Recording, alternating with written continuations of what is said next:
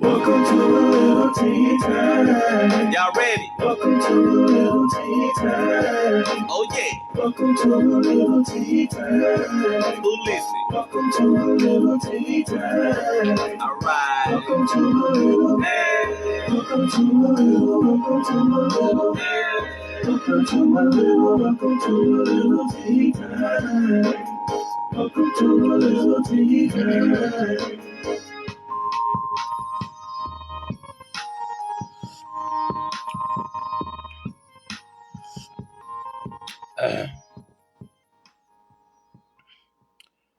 Well, good evening, good evening, good evening. It is I, Jarek, aka JRUC, and welcome to another episode of A Lil Tea Time.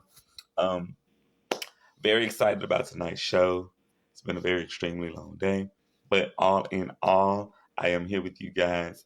Um, as I have been saying and celebrating this month, it today is the final day of Mental Health Awareness Month. And I hope everyone has been taking care of their mental health. And let's keep the conversation going about us talking about our mental health. And that's to all people, no matter who you are, black, white, red, brown, um, LGBTQ, or hetero. Let's continue to keep the conversation about our mental health going, because your mental health is very important to not just you, but to everyone involved in your life. So, y'all, let's continue to keep the conversation going year long. And as I've been saying, remember to call and check on that strong friend. They may just need to hear from you. All right? So, with that being said, today's show, I got to send a shout out to Bigelow Perfect Peach and Perfectly Mint for the tea blend that is in my cup for tonight. And with that being said, we're going to dive on in. Let me get some of this tea real quick because my voice need a little something for my voice. mm.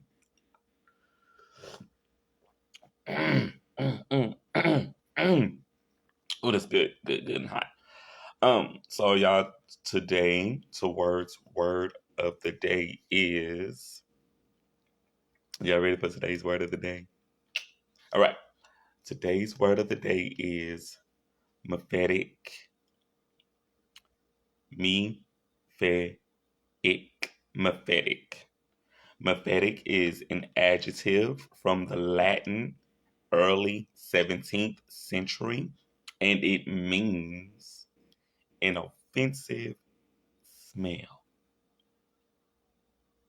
I don't have to give y'all anything to go with that, but if you're sitting around somebody right now with a mephitic scent, maybe it's time for them to go and wash up. So I just did that.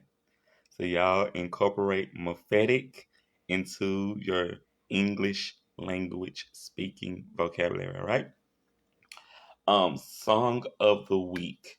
Very excited about Song of the week because I had the opportunity to interview her on the show last week, and I had some time last night to sit and listen to her music. I have to send a shout out to Marsha 318 with this song entitled Tyler Perry featuring Wanky. I listened to this song last night, and it's a very raw song. Um, a song that I feel like people who are from Shreveport, if you are familiar with these artists and if you're familiar with their music, you will understand this song. So y'all get over to YouTube, check out Tyler Perry by Marsha 318 featuring Wanky, and let's run them views up on that song, all right? So y'all get into it. And shout out to Marsha 318. You definitely got some hot shit, baby girl. I listened to some of the music last night and you definitely got some hot shit. So I just want to encourage other people to y'all check it out and y'all get into her sound. And it's MARSHE A318. All right. So y'all get over there to YouTube and check it out.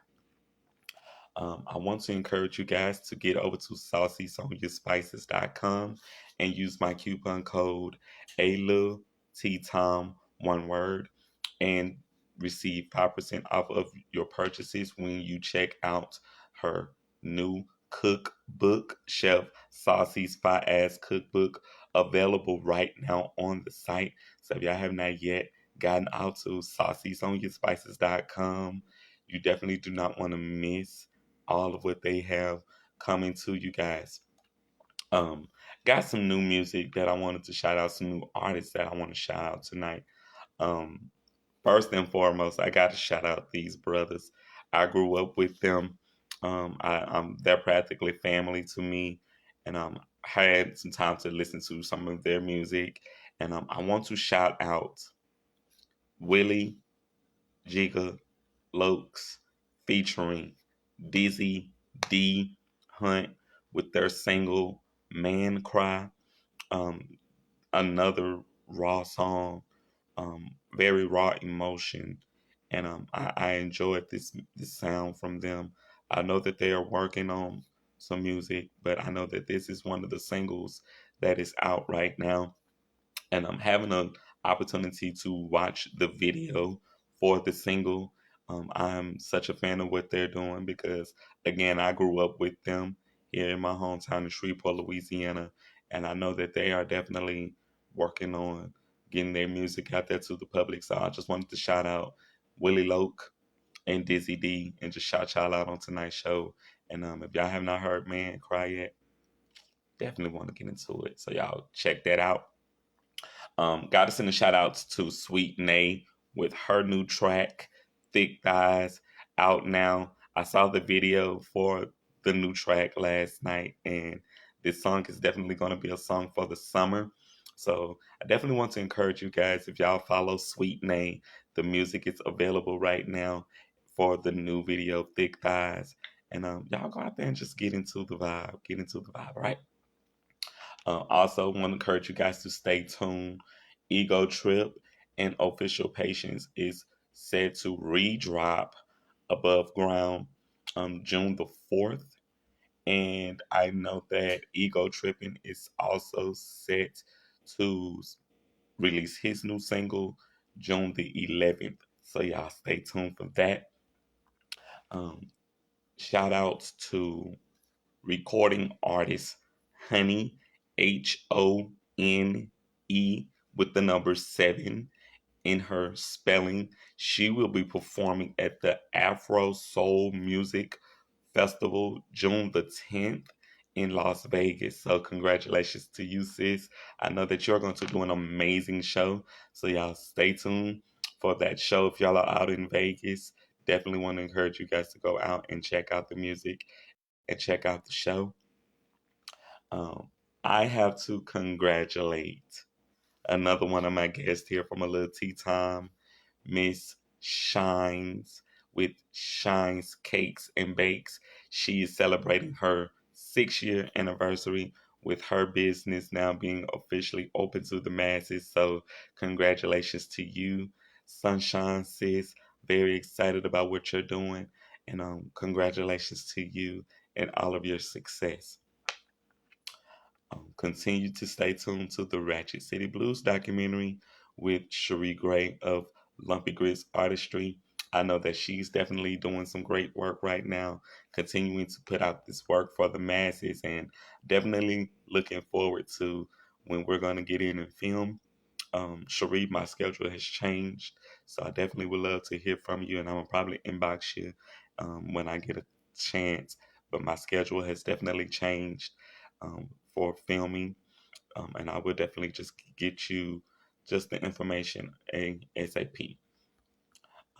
Events shout out June the 2nd. Get ready for a literal taste of history with Chef Pandorina Sumas of the Sumas Heritage Creole Creations, and Chef Pan Su will be at the Benton Branch Library at 115 Courthouse Drive in Benton, Louisiana. So you guys prepare for that. Tonight I will be chatting with my guest who is soon to be hosting his event June the 3rd, the Makalani Movement Show at the Vicki Robinson Theater at 233 East 67th Street here in Shreveport. I'm definitely looking forward to interviewing him tonight, and we're going to talk more about his show. So y'all stay tuned for the interview tonight with me and Mr. Makalani Jones. June the 4th, that is this weekend. Um, Field Day is coming. I'm very excited about Field Day because, again, this will be my first Field Day. And as a member of the LGBTQ community, I definitely will be in the place for this event. I will be volunteering my time with the organization that I have partnered with, Out of the Closet. They will be out with a rack this weekend for the event. So y'all come out. Um, LGBTQ members around Shreveport, Louisiana, we definitely would love to encourage you guys to come out and get some clothes off the rack. If you are looking for clothing to suit your needs, we definitely want to love to encourage you guys to come out. So we'll see you guys on Saturday. Stay tuned for the shows this week with my guest, Miss KT, who will be here with me tomorrow. So shout out to KT. Hey KT, you are up, and I look forward to interviewing you tomorrow. Um, on to birthdays. I want to send out birthday love to all of my Facebook followers who are celebrating birthdays this week. I'm going to just touch on the past birthdays for the past weekend because there were no birthdays today. So for the weekend, I want to send out happy birthdays to Erica Janae, to Ann King, and to Pokey. Happy birthday to y'all. And I have to send a special happy birthday out to Miss Laverne Cox. She celebrated her 50th birthday this weekend. And I want to congratulate you, Miss Laverne Cox, for having a Barbie doll created in your image. I'm such a fan of what Laverne is doing, and to have her immortalized as a Barbie doll, I'm just very excited for her. So congratulations to you, Miss Laverne, on your 50th birthday and on your Barbie. Now that I have spilled my tea for tonight, I am excited to bring in my guest. I think he's out there. I'm going to send him an invite to invite him in for the interview. So, Mr. Makalani, it is your time if you are ready. I do not know if he's present right now, but I am definitely going to send him um, a message to let him know it's definitely time for us to get him in.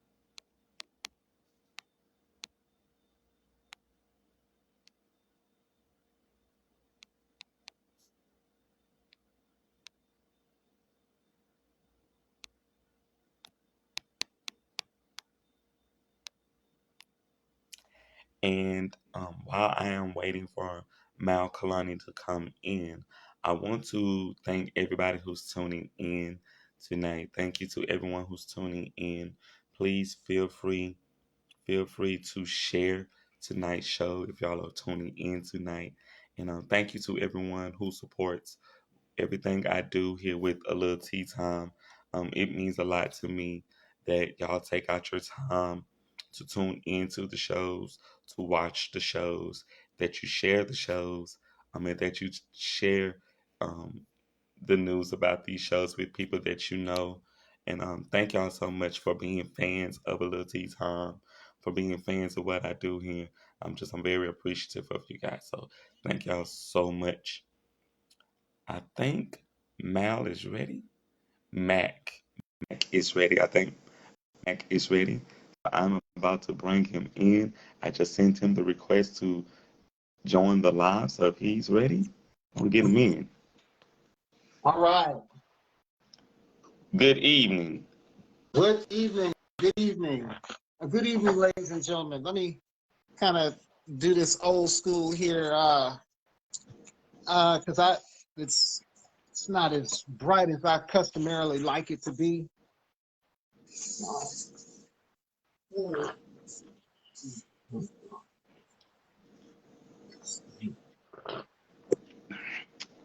Take your Much time. better. You good. Take your time.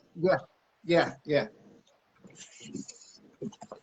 Well, first and foremost, welcome to Lil Tea Time. Thank you. It's an honor and a pleasure to have you here tonight. And I'm very excited because I know that we have been chatting about your event that you have coming up this weekend. Yes. So let's get into that. Tell us about your event for the weekend. So, ladies and gentlemen, behold, the Makalani Movement Show is taking place this Friday, June 3rd, 2022, in Shreveport, Louisiana, at the Vicki Roberson Theater, 233 East 67th Street, 71106. Doors open at 7. We get started at 8. If you are a fan of slam style spoken word poetry, sleight of hand, up front, up close in your face, David Blaine style magic.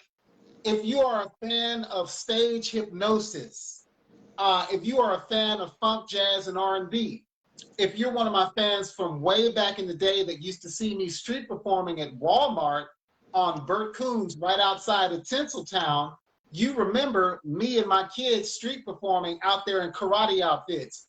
We come straight from karate practice with boxing gloves and everything.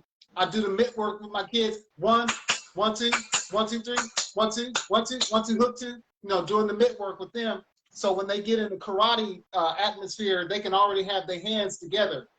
But basically, the Makalani Movement Show is the physical expression of Street Performer's Guide to the Galaxy, which is my autobiography, which chronicles my life as a street performer since age 16. Now, as a street performer, I don't have the band out there with me. I don't have the fog. I don't have the lasers. It's more so the ambiance of the trees, the wind, the weather, the sunlight, blue skies. You know, Shreveport has very big open skies. Yes. And sometimes you can catch the wind blowing on a hot day and you cool down and you hear birds chirping. So there's that ambiance. So there's a lot of space, and there's the internal spiritual meditation going on. But in this situation, I'm bringing everything I do in the street performing element to the stage. So a lot of the music that I play while I'm street performing, it's on the stage with my band, the Makalani Movement. Yes. We play folk, jazz, and R&B, and we'll be playing from the compilations of my 3 albums. Doing It First, which was recorded back in '99. Makalani Movement Late Night Sessions, recorded live at Rutamaya on South Congress in Austin, Texas. And my latest album, which is White Cotton and Watermelon, which was released February of 2013. And so I'm constantly creating. I'm also an urban slam style spoken word poet. I'm a life coach. I'm a spiritual teacher and healer, dealing with African holistic medicine, herbs, and African storytelling. Let's see, just a little bit about me. Band director, choir director, consummate musician, playing music all the time. I love learning. I snack on facts. I get fat in my mind snacking on facts. We're a traveling circus of intellectual acrobats. Just stuff like let me let my hair down. Let me let my hair flow. Here we go. Let me get my Rick James on. You see, Rick James. You see, yes indeed. Yeah. Well, it is such an honor to have you here tonight. You've already told the viewers about yourself. So we can move into the next question because you've already answered the first question. So the next question is, when you're not doing all of the many things that you just demonstrated to us, what is it that you do for fun? Movies. Dinner and movies. Dinner and movies. Dinner and movies. Dinner and movies. Dinner and movies. Cook. cook, cook, cook. Let's cook. Let's cook. Relatives. Go to relatives' house. Relatives are my kindred spirits. My friends, my relatives, my kindred spirits. Eat, have a good time, laugh, cherish the moment, reflect on the Shreveport of old. Now that we're living in quote unquote, dare I say, post-pandemic America, post-intellectual, administrative Washington, D.C. America, a lot of post. So this is the aftermath, and we're living through that. And just to be able to, see your friends, relatives and friends, kindred spirits, people who are your soul collective, okay, and high five them. Hey, how you doing? Hey, I love you. Hey, you're great. Hey, I support what you're doing. Hey, I believe in you. Hey, keep your head up. Hey, it's gonna be okay. Like keeping your spirit fed. I love that. And so part of keeping my spirit fed on a practical level, because so let me break this down. Even though I don't look like it, even though I look like I'm 17 or 18, I'm 48 years old right up in here.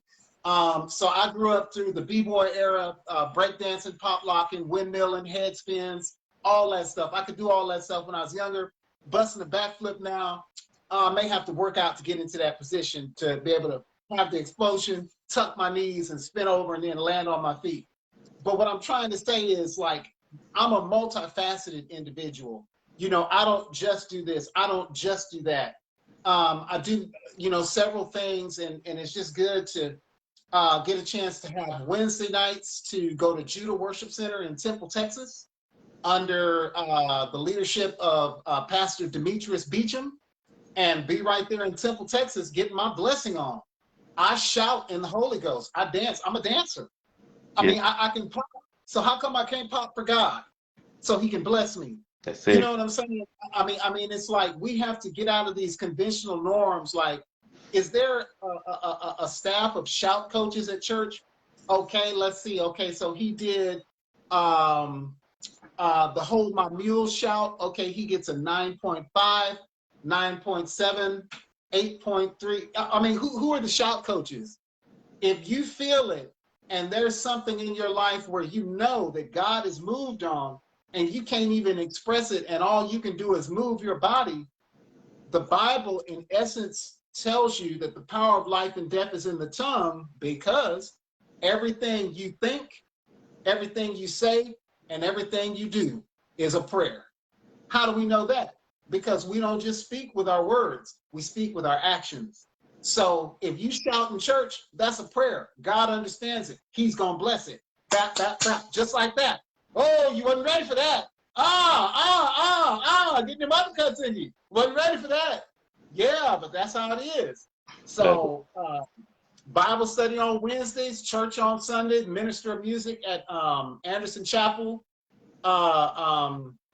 African Methodist Episcopal, AME, and Colleen Sundays, playing the 7 a.m. service, then playing the 11 a.m. service, then hustling over to Temple, Texas on Sundays, and going out of town when we have to take road trips to Houston, Austin, San Antonio, Dallas, Mississippi, wherever, Sunday, to get my time in with God, to get my time in with my ancestors, to get my time in with my Orisha, because I'm African traditional.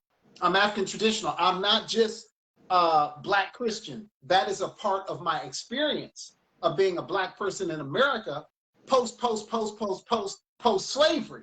Mm-hmm. See, because we asked to come over here, and we didn't ask to have stuff stripped and stolen from us. So that's why we have to read books like Roots by Alex Haley, They Came Before Columbus by Ivan Van Sertima, and we have to learn up and wake up who we are, so we can remember who we are, so we can start acting like who we are, and we can be blessed at the level of who we are.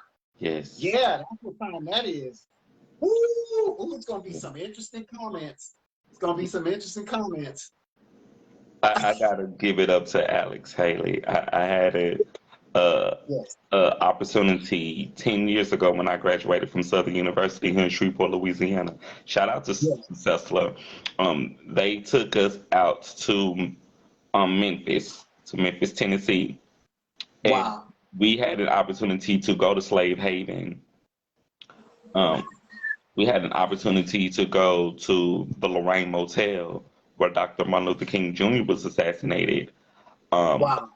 Also had an opportunity to go to a museum that featured some of Alex Haley's stuff, Mm-hmm. where they had dedicated work to him, where there were African statues, and just to sit in the presence of that culture for a moment, it was a very great experience for my life. And we got to go to Alex Haley's house, Wow. and I got to sit on Alex Haley's porch Wow. when I was 20, I want to say 24 years old. That trip changed my life Mm. because it showed me that as a person who did not know that much about culture the way I know it about it now, Mm-hmm. opened my eyes up to a world that was so bigger than my backyard. So to hear you Mm-hmm. speak about Alex Haley, it just took me back just to having that moment just to go and sit on the porch at his home. It was a life-changing experience, and I would encourage anybody, if y'all get to go to Memphis, go and sit on that porch and just let it just take you in. Just take it in. Right. Um, Right. I'm gonna ask you a question about where you're from because I don't think I asked you where you were originally from. Okay. Excellent question. I'm glad you asked. So, Austin, Texas, born and raised until age 14, turning 15. Parents got separated and divorced. I went for a year out to California with my father. Well, they had been separated since I was 11, but they got the divorce finalized like when I was like 15. I was about to be 16, about to be a junior in high school. So I did my junior year of high school in Mountain View, California, living out with my dad in Mountain View, California. And then unique part about it was the second semester of my junior year, I got a chance to go to LA High and be parented as a host nephew with my dad's sister, Aunt Emma. So because it's like our family, even though everybody's from Louisiana, we're from Alexandria, Pineville, Colfax, Boyce, Alexandria, Pineville, B102 FM. I just had to get that in. I remember that from high school. You know, that used to be the thing. Boyce, Alexandria, Pineville. You know, so that's where we're from, which includes Colfax, Bunkie, LeCount, all those areas. Our family isn't just there. We're all over the place. So because of that, I didn't know when the next time I was going to be out on the West Coast. So it's like, yeah, you know, next semester get a chance to be with your aunt, and you get a chance to kick it with your cousins, Kevin and Theron. So that second semester of my junior year of high school, which was 1989, let me bring it back to your memory. Ooh, ooh, ooh. Fight the power. You got to fight the power that beat. Ooh, ooh, ooh, oh, ah, Flavor Flav. You know, that's what was taking place on the radio when I was coming into the 90s. This was 1989. Chuck D, Public Enemy, Fight the Power on the radio. So it was 89. I was at LA High School. Let the poppers pop, let the breakers break. There was this new dance tradition called house that I'd never seen before, which is from Chicago. They were doing it in LA at the same time. Don Campbell and the Campbell Lockers, you know, like rerun, you Mm-hmm. know, focusing on points. I got a chance to get all of that culture in that junior year. Then my senior year of high school, after that year staying out there in California with my dad, came back home with my mom. And so while I was out there, my mom had relocated from Austin, Texas to Alexandria, Louisiana to take basically community activist position, advocating for moms that were aged 12 years old, moms that were aged 13. So she had community advocates for teens and parents to encourage young ladies to open up a textbook Go ahead and press on past your GED. Go ahead and press on past your AA, your associate's degree. Go ahead and press on past your bachelor's. Go ahead and press on past your master's degree, and don't stop till you get the PhD. So my mom, Miss Vera Mae Hanley Jones from Inglewood, Hard Time Plantation, that's south of Alexandria, right outside Alexandria, same place where they filmed the movie 12 Years a Slave. My mom created community advocates for teens and parents. And then she created Central Louisiana Student Supply Pool to get school supplies, backpacks, Afro Sheen cosmetics, hats, caps, combs, toothpaste, toothbrush to school-age children. Yes. And so in between doing that and being a third grade teacher in Alexandria, after being in Alexandria, all of that type of work, it drew the attention of the Boy Scouts and Girl Scouts of America. So a bid war started, and so they wanted her to come to Shreveport. So she first worked with the Norwella State Council in Caddo Parish, Caddo Public School, the Caddo Indians, Shreveport, Louisiana, Boy Scouts of America, where I got a chance to be a counselor at Boy Scout camp, teaching archery, equestrianism, which is horseback riding, and then the archery with equestrianism, how to shoot the bow and arrow while you're riding the horse and keep your aim, which you have to concentrate on your breathing. Yeah. Rope work, knot tying, tent building. So I did everything to become an Eagle Scout, but at the time I was a camp counselor and I was not in a council. But my little brother, Hakeem Akeem Wade Jones, since I already knew the obstacle course, I shared with him the path. We trained every summer in the swimming pool at Town Oak South Apartments to get his swimming up, because the ultimate test to get his Eagle badge in Boy Scouts of America was to swim a mile in the lake out there at Scout Camp. And he did it, got his Eagle badge. Yeah. So yeah, that's a little bit about background. That's how I got to Shreveport in 1999. Yeah. Yeah, so it was born in Austin, did some schooling in California, finished my senior year of high school at Peabody High in Alexandria, and so forth and so on, and then came to Shreveport in 99. Yeah. Okay, I gotta ask you, because you got to live out in Cali in the peak of the world changing from the 80s going into the 90s, and then having the opportunity to come back home. How is it living in California versus coming back to Shreveport or coming back to Louisiana? California then and California now was still impressive and over the top and mind blowing compared to life as a Southern black boy down south. Being a black boy, you know, Richard Wright, the book Black Boy, Raising in the Sun, being down south. Like down south, you know, you have the church that you grew up in, your church people and stuff like that. Sunday go to meeting, Sunday school, drill team, stuff like that. You don't necessarily have that in California because the communities are not.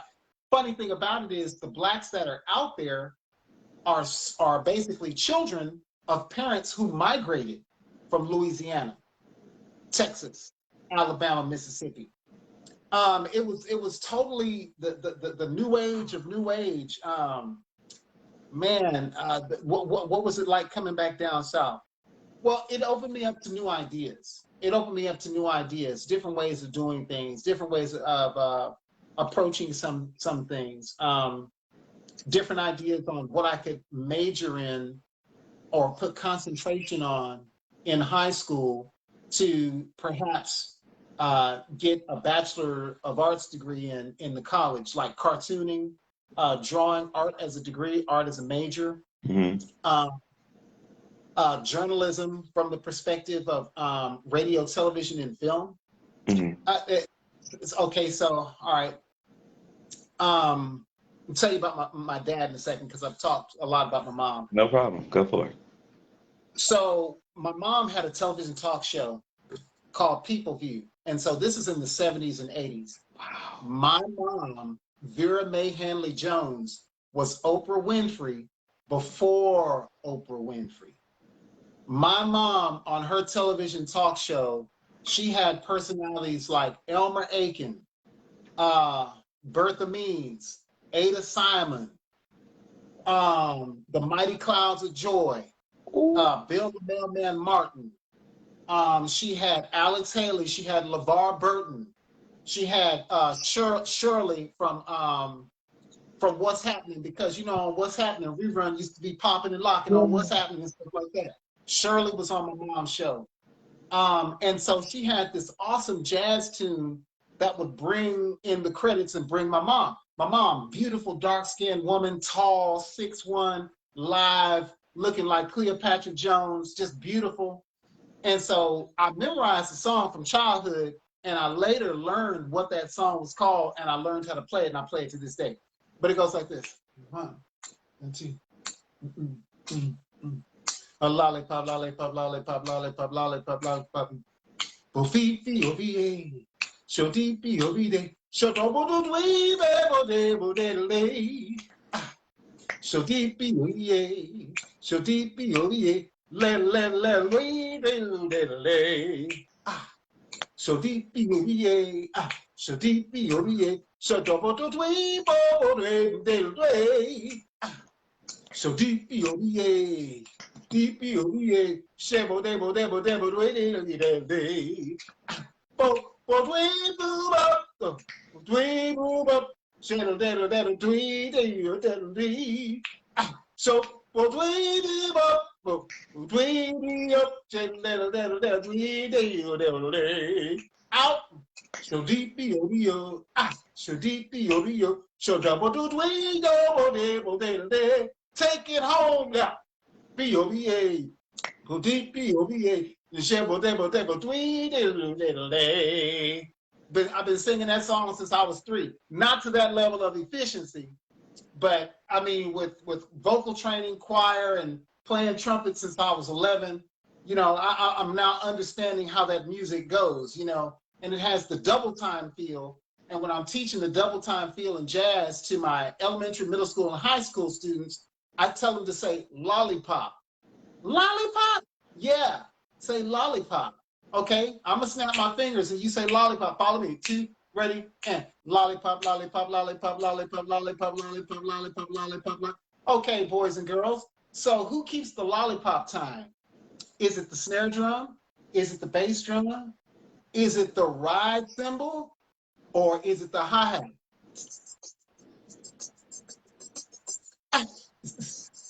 You know, and that, like, that's rolling in the back. So they can imagine the pictography, the optics, the oral optics, because it's an oral skill with your ears, but in this case, you are using optics, you are seeing with your ears, through your mind's eye. What is a red note? What is a blue note? What is a gold note? What is a green note? Yeah. So, yeah. But anyway, so on her talk show, you know, I used to, you know, so here comes, you know, Baby Mop. He's going with his mom to go tape. And I have my Winnie the Pooh teddy bear. And so I emulate what my mom is doing. So my mom talking to Alex Haley. So she's like, so Alex, how long did it take you to do what you were doing? How long did you have this idea? So I grabbed whatever I had, whether it's an Afro Sheen cosmetics thing that was in my diaper bag or a bowl or something. And I'd talk to Teddy and I'd be like, so Teddy, how'd you do it? Have you been Teddy Cake all your life? Are you Teddy Cake? Are you Teddy Bear? Mm-hmm. You are? What are the challenges of being Teddy Cake Doja? Mm-hmm. You need a hug? Okay. Okay. We're going to go to commercial break. Yeah, and I've been doing this since I was 3. So I've always had like this announcer's voice because I saw my mom speaking in that special voice. Like I would tease her when she'd be on the phone. Like she'd be on the phone like in serious mode. And then I'd get behind her, you know, I'd put my chin on her hair and I'd be like, Mom, you talking in that special voice? This is like, what special voice? I'm talking like, I'm like, no, Mom, you talking like we're at the TV studio. Who you on the phone with? And I would pitch a tantrum if she wouldn't tell me who she's on the phone with. And usually it's relatives or grandma and stuff like that, you know. But So I've always had this voice. So I was like, I need to use my voice that I've learned from my mother in dealing with communication and skills to get a chance to monetize my creative content and to create a voice for myself. Where are the life coaches out there for creatives, for the artists? Who are the step-by-step people? Okay, boom, you got your album out. Okay, you got your J card. Oh, okay, you got your ISBN. Okay, you got this. A lot of times we have to become that. You know, I was just talking to you about trying to finish up my book. Mm-hmm. We don't have these step-by-step people, you know, because this is still, people love you and they hate you. They love the fact that you're free, and then they hate you for various reasons, because it's like a mild form of flattery because they wish they could be you, or they trying to figure out, don't you get it? You know, they have become highly practiced in thinking patterns on a low vibration. So they skilled at low vibrational thinking. They ain't highly practiced on thinking patterns in a higher vibration to give you the information you need to know to go to the next page, to go to the next. How many people down south do you know that are excellent actors? All they need is an audition to get on Walt Disney or Tyler Perry or whatever.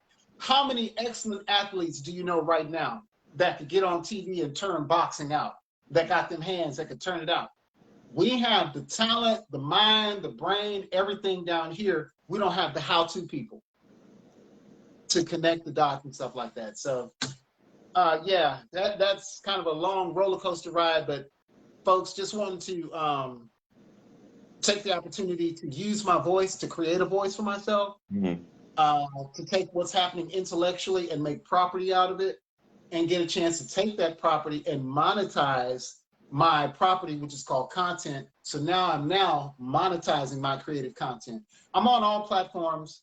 White Cotton and Watermelon, Makalani Movement, Late Night Sessions, Makalani Movement, on all platforms, Spotify, all that. You can stream. In fact, quick plug about the show, eventbrite.com/the Makalani Movement Show. Make sure you put in Shreveport, LA, USA, so the event comes up. If you want to be a contributor and you would like to contribute proceeds to the Makalani Movement so I can bring fine programming on this level, and I can get a chance to have the budget for artist fees, the budget for gasoline, transportation, lodging, because people need a place to stay if they're coming to perform out of town, you can go to GoFundMe/the Makalani Movement Show, and it'll come right up. And so, yeah, tickets are $15 in advance, $30 at the door, $50 VIP. We're gonna have a wet bar. So if you want that rum and coke, if you want that pineapple and gin, you know, if you want to go ahead and get that cranberry and what is this? The Manhattan. I used to know what the Manhattan was. Oh, is it cranberry and vodka? No, yeah, cranberry and vodka is the Manhattan, and then the martini, that's the James Bond drink with the olive and the onion in it. Yeah, you want that, or if you want your nice good plate of some Creole, African, Hawaiian food. My cuisine is gonna be, bro, the cuisine is going to bust you in the You're gonna be like, nigga, you did what? This is live. That's the effect I want to have on people. So basically people will be like, dang, dog, you missed it. Well, when is he coming again? Okay, these are the dates right here, and this is where you're gonna be next. I'm so overwhelmed. I need you to put me on just put me on for a ticket. Just put. Oh yeah, you're there, bruh, you're there. I need it because I know this shit is gonna be amazing. Listen. Whew. Okay, industry insider information. Faith, FAITH, faith. Okay. Evidence of things wished for, hopes for, substance of the unseen. That's it. Speaking it into existence. I'm allowing myself to have beliefs which are active vibrations that are favorable to the outcome that I visualize. Because if you have active vibrations open like a live electric wire that are not congruent to what you really want, they hinder your ability to receive the signal that you're out for in the first place. Yes. So this entire show is put together on a shoestring budget, on nothing but faith, a hope, and a prayer. So everybody out there in cyberspace land, listen, Doc, this your boy right here. Cedar Grove, come on. Moortown, what's up? Queensboro, where you at? Cooper Road, stand up. Vivian, come on. Oral City, where you at? Bossier, where you at? Come on. Keysville, come on. Stonewall, come on. Where you at? I need y'all, man. I need y'all, bro. It's me. I'm your boy, man. Come on, man. I need y'all to come out, bro. Everybody come out and try to bring at least a car full of people. See, this is the type of programming that we need for our story to go on into the future. Yeah. What did Tyler Perry do? If Tyler Perry is a formula, let's look at him. He started out at church, okay? So he was doing fellowship halls, some in the sanctuary, Christmas plays here. It was real cute, okay? Then he took a leap of faith, and then he went to a whole different platform and put his show on stage in a theater. And these theaters would seat 300 to 500 to 1,000 people. Next thing you know, these shows hit a consecutive sequence of managed favorable events where he had show after show after show. He was able to get staff. He was able to get staff when he couldn't even afford staff. So he had kindred spirits and believers in him with him. You think he had money to pay everybody on his first show? No.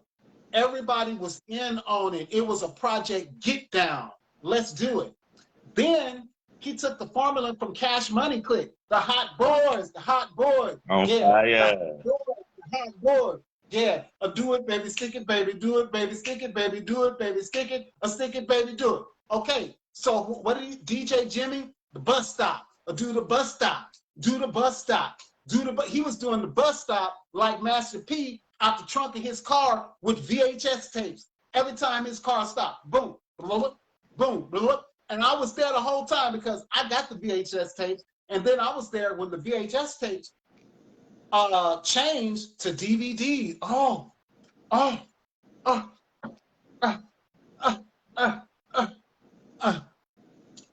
You know, it turned into Boys to Men, you know, can you stand the rain? Storms will come. Everybody knows this. But tell me, baby, can you stand the rain? I mean, he had a whole magical metamorphosis situation from hustling tapes off the trunk of the car to now DVDs. Now you can go online and get it. Now you go, I don't care what barbershop and beauty salon your mama and them be going to. I don't care what barbershop and beauty salon you go to get ready for back to school on August 16th in Caddo Public Schools. If you go into Fat Boys, I don't care if you go into Ideal Barbershop. I don't care if you go into Super Style in Alexandria, code 318 Rapides Parish. You can get a Tyler Perry DVD. So the community got behind it. So that's how the revolution took place. And now we have bloom, bloom, bloom, bloom, bloom, bloom, presenting Tyler, Perry. But it was a process. It was a process. And so I'm now at that launch point. My show, The Street Performance Guide to the Galaxy, been street performing since I was 16, tap dancing since I was 16, tribute to Sammy Davis Jr. since I was 16.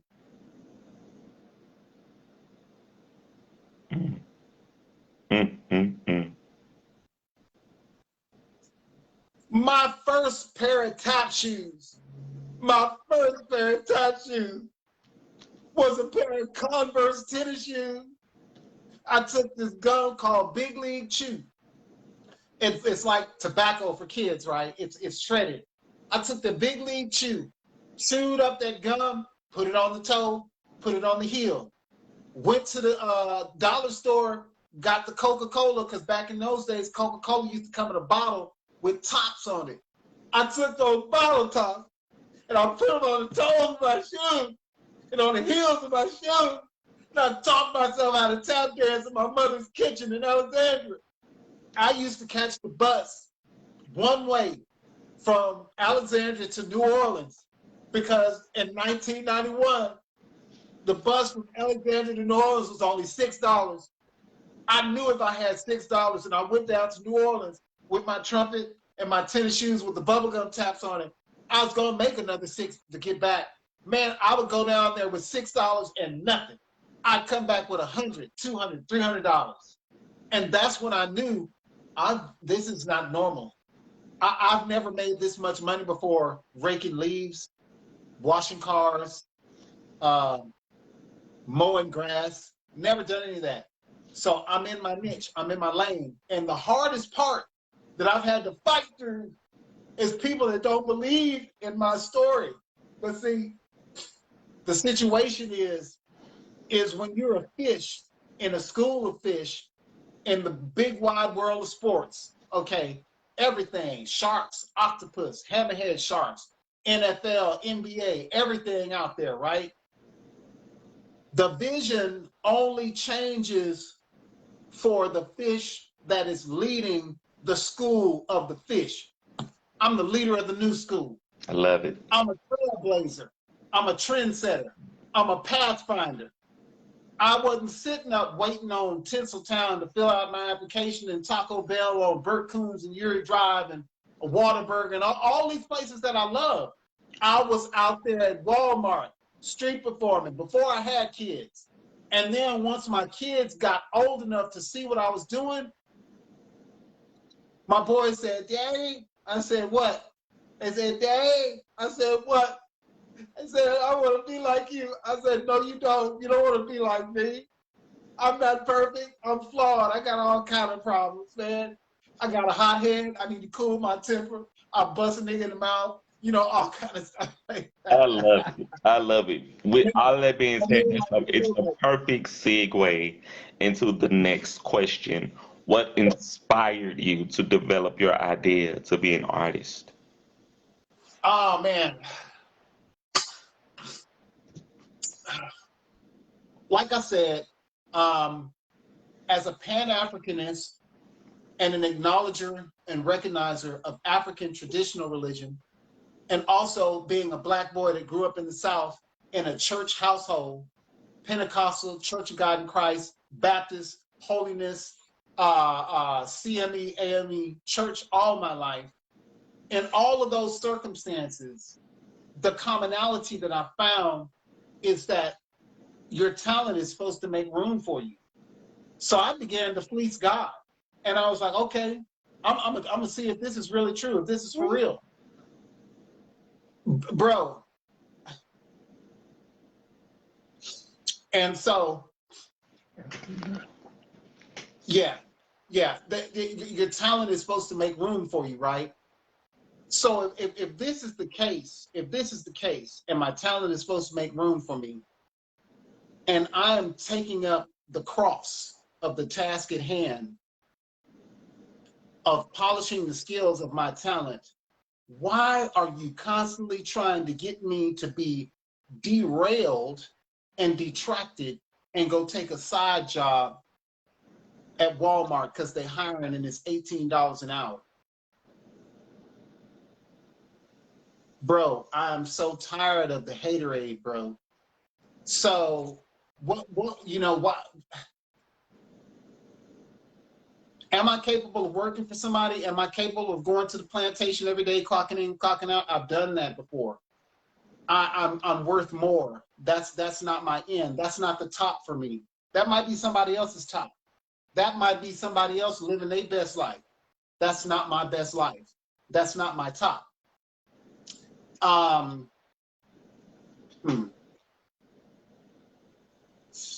Plato, or was it Socrates? The unexamined life is not worth living. So what is the key in that?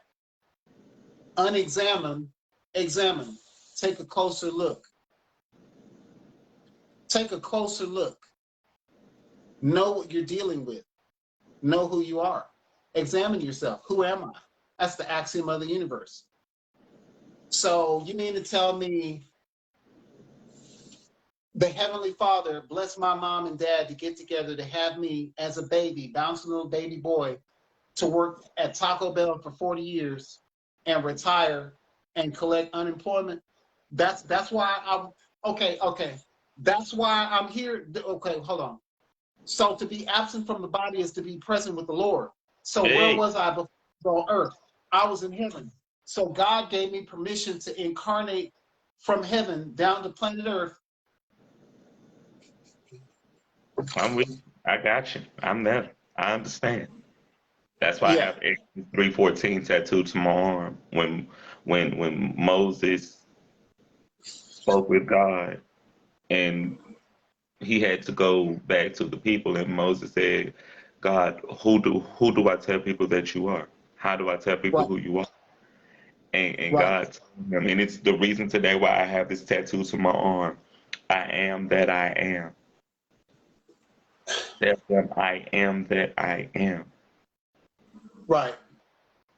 And I and get and, and don't get me wrong, man. All my people out there, y'all that's working at Taco Bell, Walmart, hey, I love you. Shoot. I mean, worst come to worst, push come to shove. We living in some crazy times. $18 an hour is $18 an hour. It's not where you work or the money that you make, is how well of a manager you are of the finances that you bring in. Ecclesiastes, a fool and his money shall soon part. hey. So yeah, I mean, I've just I've just decided, man, to become a Shaolin monk of Kung Fu about my art, bro, and hold it down like I'm a professional judo practitioner and slam challenges, bro. Practicing Aikido, a samurai, wielding my sword, making it happen because I know I got back. I got the back of the person that has the biggest back. God's got my back. And it's written in areas that are older than time. It's written on the walls of the pyramid. It's written in places where people can't even tell you who put up the walls of the pyramid, what did they use to build the pyramid, where the pyramid come from. It's written on those walls because our story of Christianity comes from Asar, Aset, Isis, Horus, Osiris. That's where our textbook, the Biblios, the Sun Book, comes from, the hieroglyphics written on the walls of the pyramids in Egypt.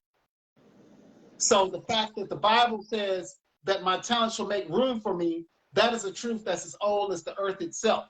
And so that's what I choose to believe, man. And it's like, yeah, the yeah, Mm. This is yeah. powerful. This is powerful. How did you decide when to establish your brand? The establishment of my brand, the Makalani movement, actually came from my friend slash mentor by the name of Jawanza Rand. Jawanza Rand. So I think I met Jawanza Rand once a long time ago. He was a little bit older than me, but we were both in Austin.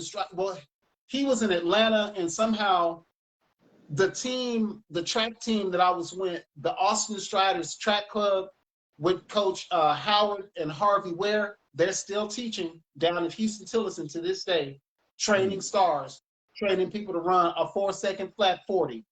They got that old school black college knowledge. So I was in the Austin Striders Track Club as a kid, and we made it to a nationals meet. And so I met this 400 runner and this javelin thrower named Jawanza. I later re-met him, but when I re-met him, I didn't recognize him because he was taller, he had locks, he was conscious, he was chewing on chew sticks, frankincense and myrrh, and he was like, Makalani? Makalani? Wait a minute. I know you. We met each other. Our parents know each other. He had a management production team called Red Clay in Atlanta, Georgia when I was at Morehouse College. He was like, a name is worth $1 million, bro. your name, Makalani, that's the name of your band. I was like, what do you mean? He's like, what music do you play? And I said, I play acid jazz, but let me give you my spin on acid jazz. Acid causes things to decay. D.K. Do know, don't know. Do know, don't know. I play the jazz that you do know, and I play the jazz that you don't know. I play jazz decay, which is acid jazz, because acid causes things to decay and causes you to question. So he's like, you need a name for your group, bro. And so we were like eating cheese. We're eating grilled cheese sandwiches because Jawanza is a vegetarian.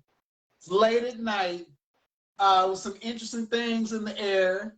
Some friends were over, and we just vibing on ginger beer and grilled cheese sandwiches. And he was like, your movement, your project is a movement. I was like, a movement? He's like, that's your name, the Makalani movement.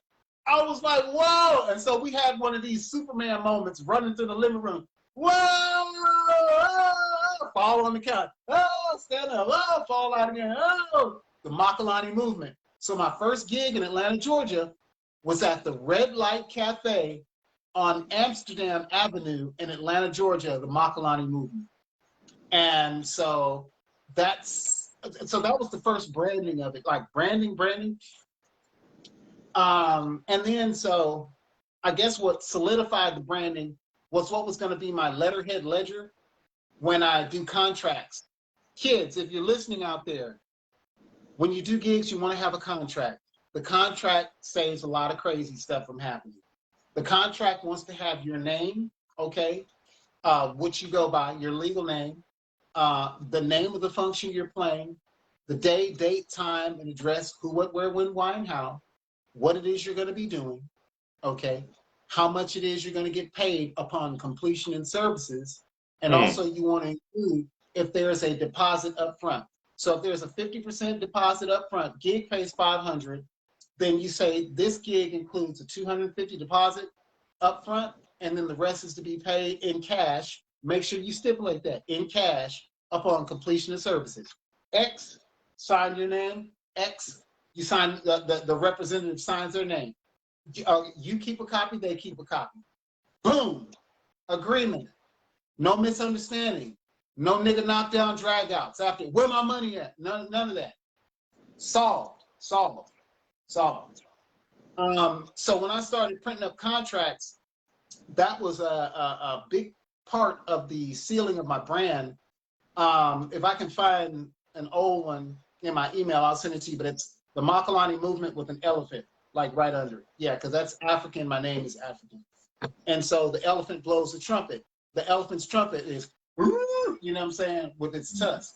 Yeah.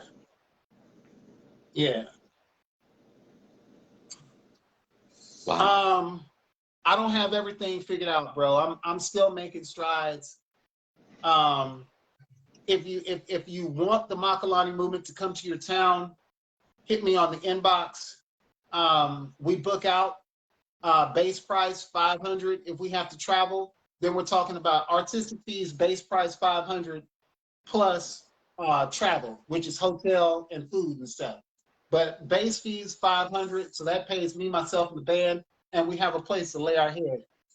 So we're not having to try to, if we have a gig in Birmingham, Alabama, we're not having to drive there and then drive home right after the gig. That's unthinkable. So we would need lodging. Yeah, base price $500. That's not always going to be my base price. You know, it's gonna go up exponentially, but to get in the game, you got to get in the game. So yeah. I love it. I absolutely fucking love it. The next question is, how have your priorities changed since you started your business? Life kicks in. I moved from cities that, quote unquote, capitalistic America was taking place big time, live in your face. Okay, let me explain this to you. So, ladies and gentlemen, does America take place in every city in America? In Louisiana, the two main places where you can see capitalism go down in Louisiana is Shreveport and New Orleans. Outside of there, the thumbs up. Okay, boom, boom. I mean, Baton Rouge, kind of 50-50, but I mean, for the money, you know, if this was on Who Wants to Be a Millionaire, America and Louisiana takes place in two places, Shreveport and New Orleans, okay? Where does America take place in Texas? Houston, Bath, large African-American population, San Antonio, Bath, Austin, and Dallas, okay? Yes. Georgia, where does America take place in Georgia? Atlanta, Bath, the ATL, Hot Atlanta, make no mistake about it. Michigan, where does America take place in Michigan? Detroit. Motown, Detroit, make no mistake about it. In Illinois, where does America take place? Chi-Town, boom. You got to know these things. You got to know these things. So when you're making your moves, okay, so there was a video game that came out when I was in the first grade called Pac-Man, okay? So Pac-Man is this yellow happy ball. He's nice. He don't mean nobody no harm. And his job is go, baga, baga, baga, baga, baga, baga. And so he's eating these dots. These dots are his mundane activities from the daily hustle, the daily grind. Monday through Friday, off on weekends, church on Sunday. Monday through Friday, off on weekends, church on Sunday. But see, his job is to clear the board under a pressured amount of time because he's got these ghosts chasing after him. Light bill, electric bill, rent, this, that, crazy shit. Now, as Pac-Man is moving around the board, he gets to the corner to these big, big, big blinking power dots. He comes up, eats the power dot. He's empowered. He turns around, and then he is empowered to chase the ghost that have been chasing him. But it's for a limited time only. So while he's empowered, he has to be an excellent manager of his time, eat their ass up, and use that time while they return it in the ghost to try to clear some more of the board before they get his scent and start back on him. And so if you're a skilled Pac-Man player, you lead all them ghosts right over there to the corner. You just hang out at the corner. Yeah, come on, I'm here. And you do this up. Now you clipboard, go hang out at the next corner and just chill. Let them come. Eat some more dots, go hang out at the next corner. We need corners. We need blinking power dot corners that we can hang out at and consume. So when the stuff comes at us, we got something. We got to, okay, it's clicking. Yes. It's a simple video game, but it's a metaphor about life. So, what changed?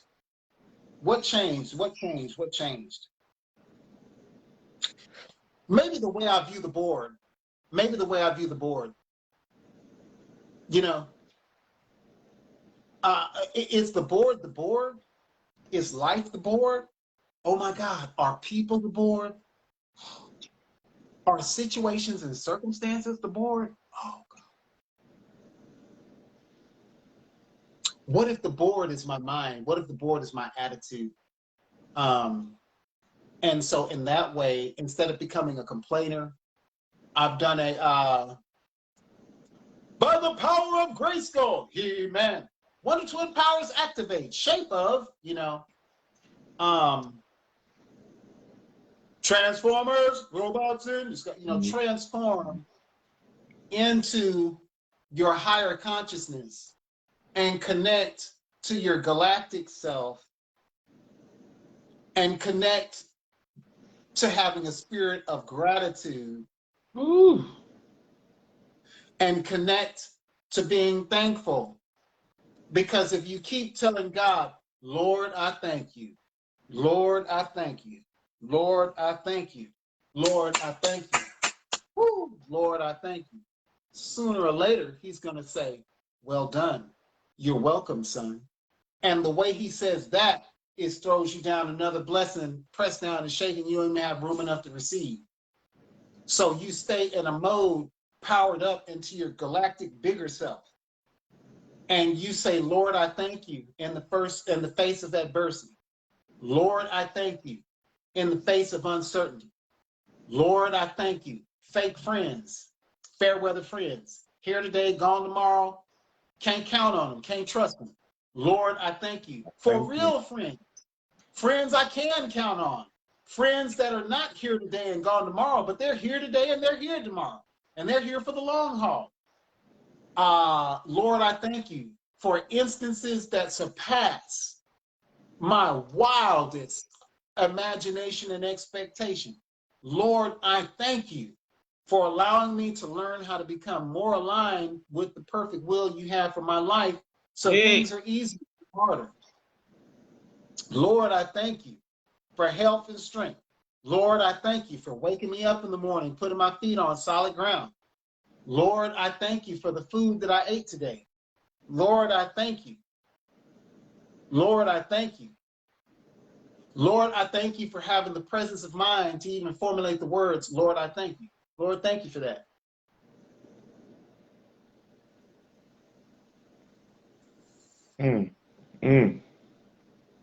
My aunt and my mom, they having a break right now. They having a praise break right now in the comment section. Woo! Because my aunt and my mom, they're the people who taught us about just being in that spirit of gratitude, just really giving God that real true thanks. And Mm-hmm. every place that you called out, every place that you've called out in some form, I've been to those places. Mm-hmm. I've been to Atlanta, I've been to Chicago, I've been to Detroit, I've Mm-hmm. been to Houston, Mm-hmm. I've been to New Orleans. I've had the opportunity to go to these places that you've named. Mm-hmm. It's no coincidence that me and you are here today. And then check this out. You have the covering and the anointing and the blessing to not only go to those places, but to be able to make it back. A lot of people go to these places, bro. Mm, They never you come know back, that, or they never right? come. Right. Or if they come back, they don't come back the same. You know, some don't come back because they ran into a situation where they're making more money in these other places. Okay, that's one thing. You got a family to support. But man, I'm talking about like the excessive partying, the crazy stuff. Crazy stuff in bigger cities is on a crazier level. So like the craziest stuff that could happen in Shreveport is not the craziest stuff that's gonna happen in Detroit. And it's No. so easy to get into. But you got to have that wisdom and discernment and be prayed up and be spiritually well fed to be able to endure, have discernment, and make decisions, not decisions that are emotional and whimsical. We're all human.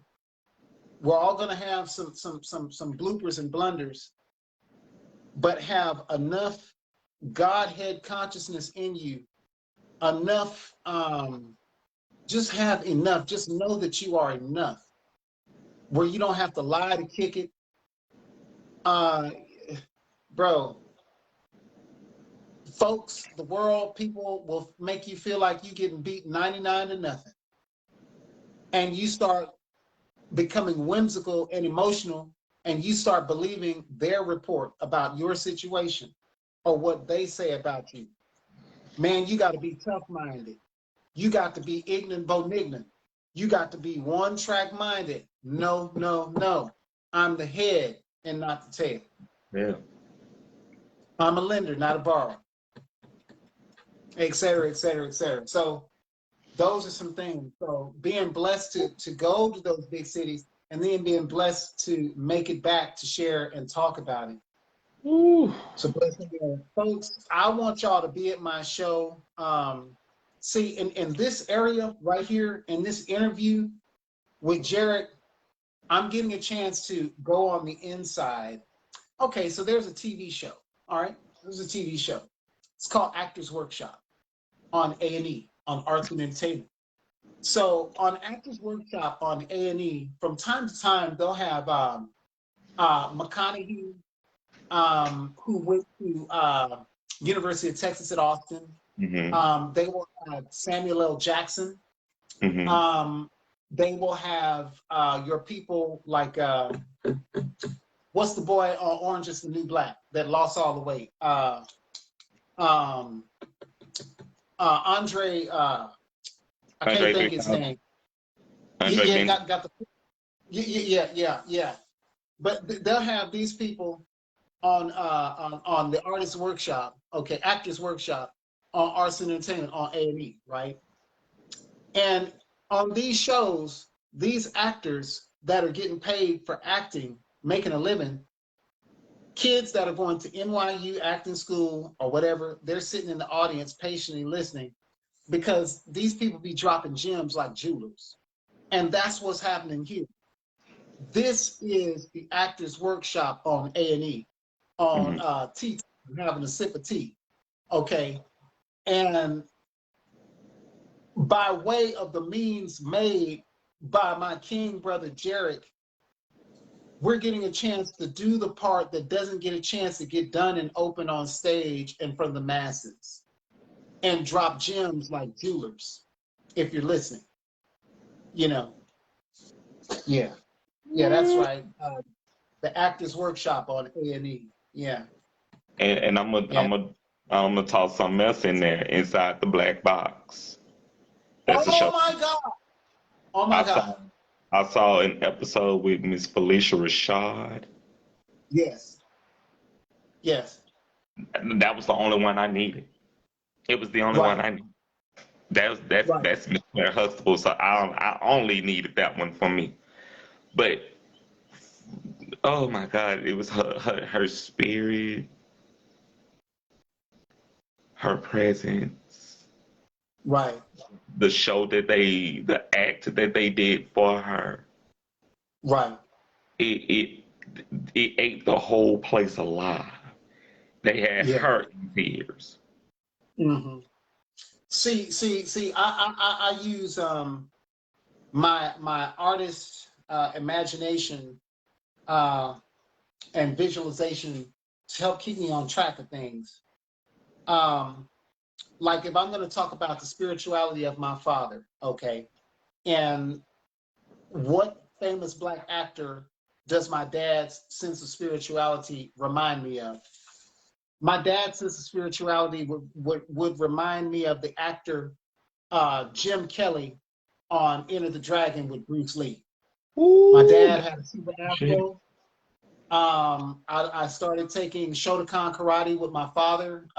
We were in the basement of Ebenezer Baptist Church, and the Shotokan school was all black. The sensei was black, and this is in the basement of Ebenezer Baptist Church. So Ebenezer Baptist Church was my first school. So before I went to any school, I went to school at my church in the basement at Ebenezer, okay? So in the morning time, we have grits, eggs, and oatmeal made by women that have lived, that know how to make food. Your oatmeal tastes like you can go and run for America right now. You could be the president today. That's the food I had coming in at like age 2 and 3 at my church school. It would be grits, oatmeal, and eggs. Then we would get together and we would say the Pledge of Allegiance at Ebenezer Baptist Church. We learned Black history. We learned all that. Then on Tuesdays and Thursdays at 6 o'clock was karate class. And I would go with my dad back to school, church school in the basement, and we'd learn Shotokan, the style of the tiger, Shotokan. See, my dad knew the pitfalls that I was going to go through as a young black man in America. So he wanted to make sure that I had a system a belief system of efficacy, of self-defense, physical fitness, willpower, do for self. Okay, so I couldn't pronounce all the moves and stuff. I'm 2, 3 watching them. You know, I'm making the sounds they're making. It's really not making any sense to me. But before we would go to karate practice, Dad would have his do not touch.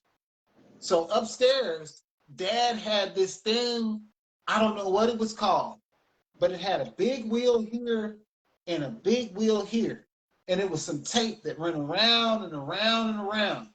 And a red button that, I don't know what it was, it's a red button, but it played all this music and stuff. Later I found out that's called a reel to reel.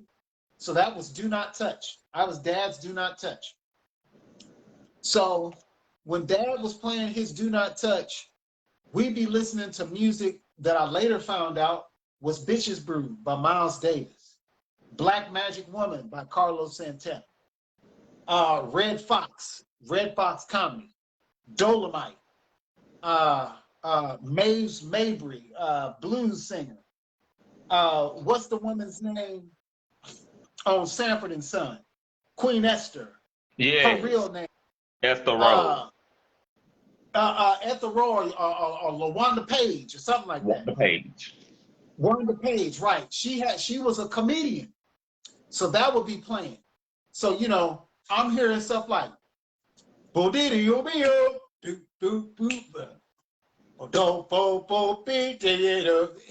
bitch better have my money. Yeah. My money. Bitch. So I'm hearing all this 70s stuff like jazz and exploitation, and you know, I continually slap dick in the mouth of motherfuckers that don't want to act right. And so that whole bag came out in my poetry. I didn't know it was still there. All that shit was hard pressed down in my system as a toddler before karate class. Because this was an everyday weekly ritual. So when I got a chance to get into spoken word poetry, I go into that earlier voice, because that's the only voice that makes sense right now. That's the voice that's got to be talking. The revolution will not be televised, will not be televised, will not be televised. The revolution is not like Coke. It will not give you a smile. The revolution does not come with a clearance sale where you can get it one for $2.99. The revolution is happening, and it's happening now, and it will not be televised, will not be televised, will not be televised, because the revolution is happening now. You know what I'm saying? That's the voice that I hear in my mind when I'm doing. And so later I found out, oh, that's Gil Scott Heron. So since 2 and 3, I was listening to Red Fox, LaWanda Page, Richard Pryor, Miles Davis, John Coltrane, Charles Mingus, Gil Scott Heron, the Last Poets. You know, and so you think kids don't be listening, but you know, like, so when I'm with my mom and she's taking the TV show, I'm with Teddy, and I'm with Teddy. Revolution will not be televised. Will not be televised. Say it, not be televised. And I'm saying this to my imaginary friends. It's in my psyche. It's in my psyche. Yeah. And like, I have a hard time now where people think I'm being too hard on my kids, because my kids, my 2 boys. So Lami Cake was 11 and made 12. Lami Cake, baby nickname for Alameda. And Dozier, that's Mop Jr., 11 and 12, okay, 13. So Lami Cake made 12, and Dozier is 13. Dozier gonna be 14 on Thursday. Munchkin made 11 on May 1st. So currently, right now, since today is not Thursday, they are currently 11, 12, and 13. They are 11, 12, and 13. And so my kids play music. They be out there street performing with my 2 boys play trumpet. Munchkin sings, plays guitar, and plays alto sax. They playing the music that I'm playing, that I play at the gigs. They playing like they've been playing 40 or 50 years, and they kids. So people see that and they get their mind blown. But it's because the impression in my life was started early. So I knew to start early with them. So when they get up in age, what's going to come out of them is what got dumped in early. Yes. Yeah. I have to say this. Which one of your sons just turned, whose birthday was May the 1st? May the 1st, that's Naima. That's my daughter. Naima made 11 on May 1st. Yeah. And I used to say, Naima, you're just the cutest little baby girl, you know, because I'd pinch her cheeks. She lost all that. She's just a slender, athletic little baby girl now, 11 years old. Yeah, Wish her a happy birthday for me. I will. I I will. released I released my 5th book on her birthday. I released my 3rd book of poetry, Quarantine Quest. I released it on her birthday. Wow. Wow. I sat and I watched the photograph with Issa Rae and Lakeith Right. getting that book prepared for that day. I released that book on your daughter's birthday. Wow. Wow. That is absolutely amazing. Wow.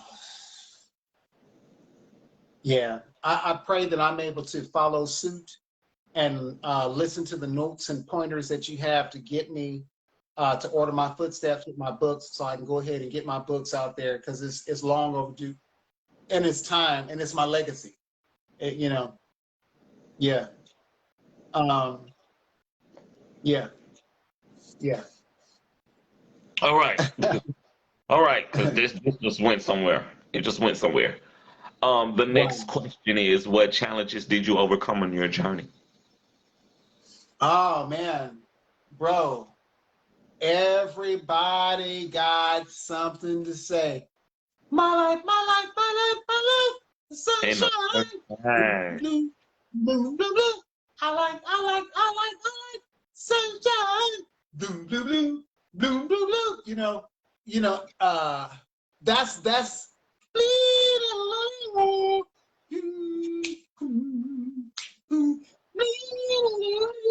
blue, blue, blue, blue. I like sunshine. You know, that's my vision. That's my goal. That's where I'm going. People wanting to throw storm clouds, you know, bro. I mean, whoa.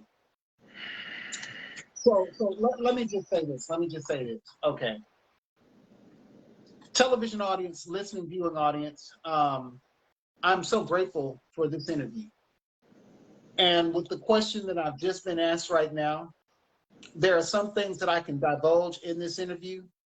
And then there are other things that I cannot divulge in this interview because I don't want it to necessarily impede the outcome of my event. But I can just say that seeing unexpected things that come from unexpected places, and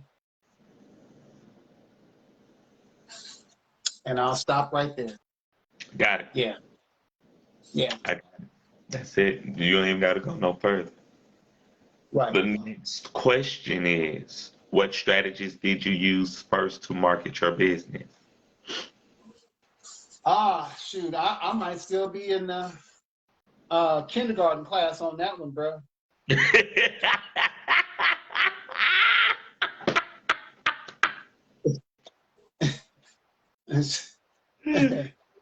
After all these years, and you said you still in the kindergarten class? I find that Well, very hard to believe. I'm not necessarily in the kindergarten class, but everybody is their own self's harsh worst critic. Like, oh Yes. man, I imagine in my mind by the time I get this age, I'd have the Ken and Barbie lifestyle with the Ken and Barbie house with the Ken and Barbie car and this, that, and the other. And shit don't happen that way. That Ken and Barbie shit, that's out. Get that out your mind. It's You a know what I'm dream. saying?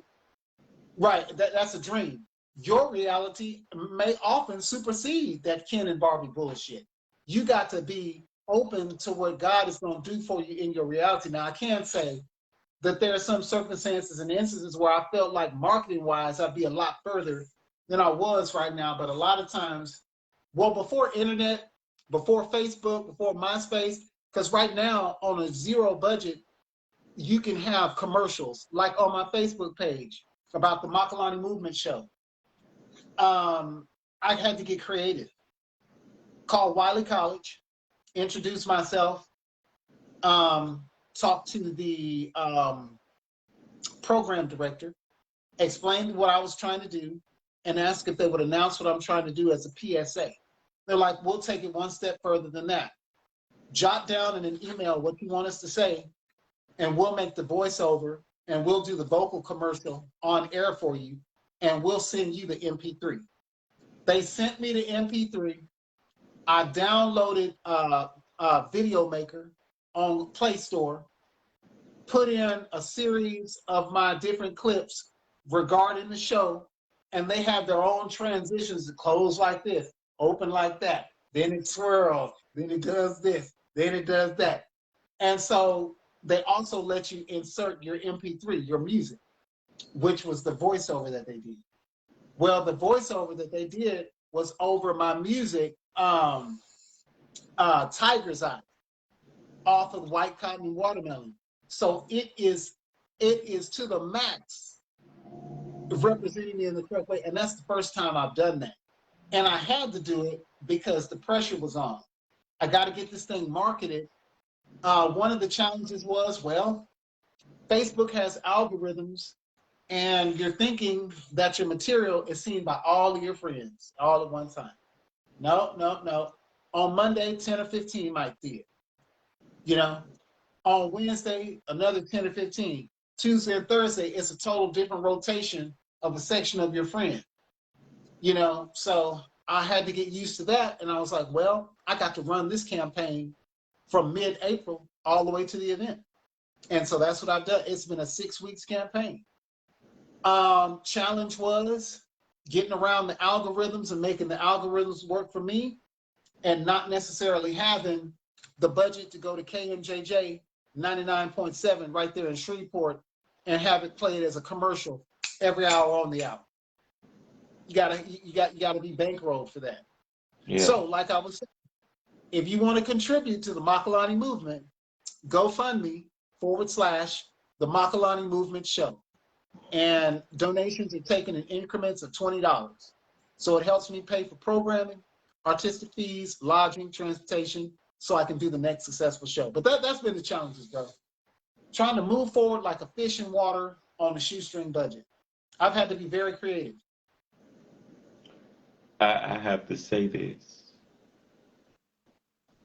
You used what you had, and you made sense. It is something that I'm learning here. We have to use what's available and make the best of it. It's me sitting here with my laptop, with my theme music on my laptop, and a speaker, and the cell phone and a ring light. Right. And having to make this show go. Right. We have to use what we have available and have the faith of a mustard seed that what I'm doing is making a difference, not for me. Not for me, yeah. But for every person that I have to do these shows with. This show is not for me. This show is for you. And for everybody who has done this show, for people who watch this show is not for me. It's for the people. Man, listen, do you have a face open on your laptop or a device that you can do a Google search for the lyrics of The Wiz? I can. I do. Okay. Oh, you do? Yeah. Okay. Look for the lyrics for me for Ease On Down the Road on The Wiz with Michael Jackson. And I want you to read The Wiz. Ease On Down the Road. Ease on down the road. Don't you carry nothing that may be a load? Ease on down the road. I want you to read those lyrics to me and I'm going to push those lyrics out to where people can receive them where they need to have it. That's you just read it, movie. and I'm gonna push it. Yeah. That's my favorite movie. That's my Yes. go-to movie. Yes. Yes. Me. Yes. Karate Kid, Car Wash, The Wiz, Rocky. Those are movies that where you know, man, you can make it. You're gonna make it, and you're making it right now. In fact, That's my favorite movie. To and I'm gonna piggyback on something I was talking about when I went to Detroit. When I went to Detroit, I took a tour of Motown.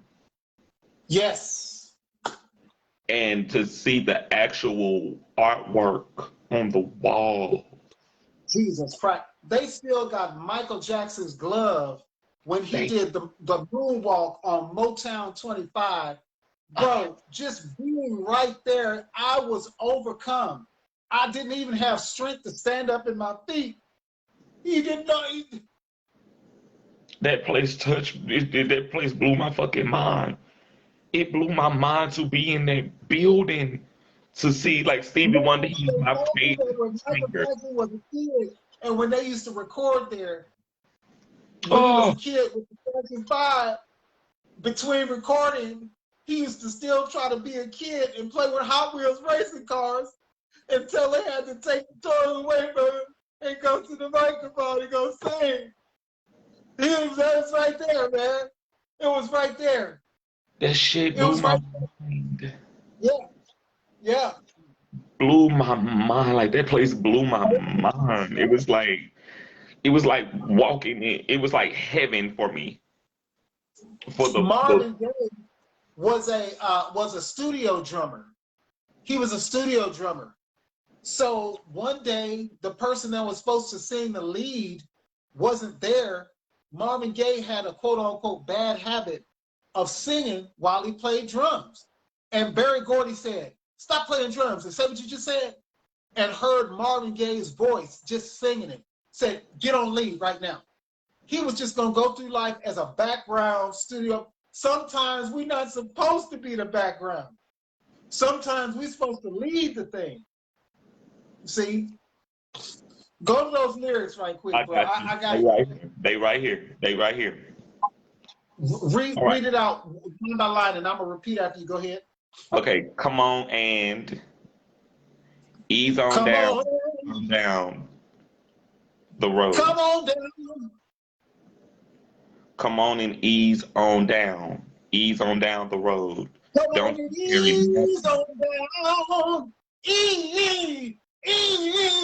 Come on and ease on down. Don't you carry nothing that might be a Don't load. you Come on and ease on down. nothing that Ease on might down the be road. low. So just ease on down the road. Pick your left foot up with Pick your right your left foot up, put your right foot down. Come on, legs, keep moving. Don't you lose your Come ground. on, legs, keep moving. Don't you lose your ground. Don't you lose your ground. Come on, legs, keep moving. Don't you lose your ground. Come on, legs, keep you just keep on keeping on the road that you choose. Don't you give up walking because you Keep gave up on shoes. the road you choose. Don't you don't give up walking because you gave up shoes. Don't give up walking, cause you gave up shoes. Come on, ease on down the road. Come on, ease on down the road. Don't you carry nothing that That might might be low. Johnny's on down, he's on down, down the road. Jesus, take the wheel. Take it. Just take the wheel. That He place. said, Pick your left foot up and put your right foot down. Legs don't stop working and don't you lose no ground. That place blessed my soul. It blessed my soul to be in a space where they recorded My Girl. To be in the room where the Temptations recorded My Girl. To be in the same space where Stevie Wonder recorded his music. Bro, could you imagine the looks on everybody's faces, which was an arm's distance of Stevie Wonder? This had never been done before. Never been done before. A little angel child couldn't see, but could see more than you give him credit for. Oh, We say he's blind, but he's a visionary. he is my absolute favorite. You know, he just celebrated his 70th birthday this month. He just celebrated his 70th birthday this month. Stevie Wonder is one of my favorite fucking people on the planet. There is no other Stevie Wonder they cannot duplicate him, they cannot clone him, they cannot mimic him. That man said, preachers, keep on preaching. oh, Teachers, keep on teaching. And don't you stop till you reach your highest ground. That's oh, that old wisdom where our relatives would say, son, I don't care if you're the janitor, not janitor, janitor. You be the best janitor that it ever was, is to be. And they meant that. They meant that. They meant that with every ounce of their existence. That's old strength. yes, yes. That heaven help us all. Heaven help us all. Oh, oh. Going back to Saturn where the wings of gold, rainbow moons, and it always snows on Saturn. People don't understand them words until they have to go and just get into it. I'm packing my bags, I'm going away. I can't.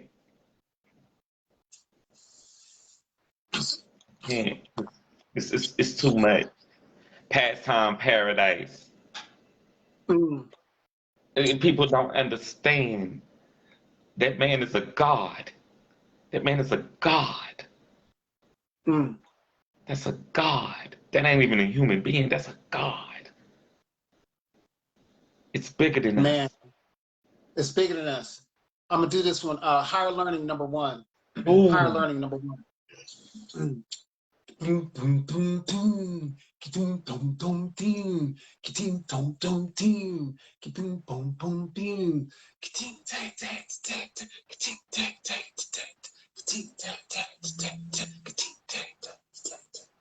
Fast cars moving through cities and suburbs, Negroes on front street, side street, back street, alleys puffing on herb. On the instant replay, niggas just chilling out smoking on herb. But you know, the more I think about it, I think it's just a thought who doesn't take value until it becomes a verb, pressing into the sound.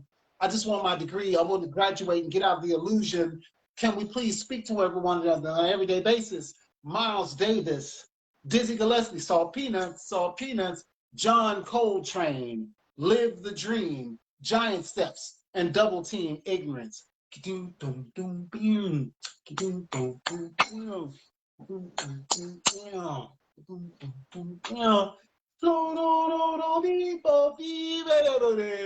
Jazz is in my veins. There's no disdain or shame in my game, you see, because I'm college educated. I just don't have my degree yet because of financial penalties. Because see, I got knocked out the box, stepping right back up, getting closer and closer to the peak of bigness. Excuse me, I ask you, what time is it? What time is it? What time is it? KLS, jazz to the north, south, east, and west. Jazz it up, jazz it down, jazz it all around town. Jazz is 40 degrees below zero. Jazz in stereo, jazz in stereo, jazz in stereo, jazz in stereo. That's right, that's right. That's what I'm talking about.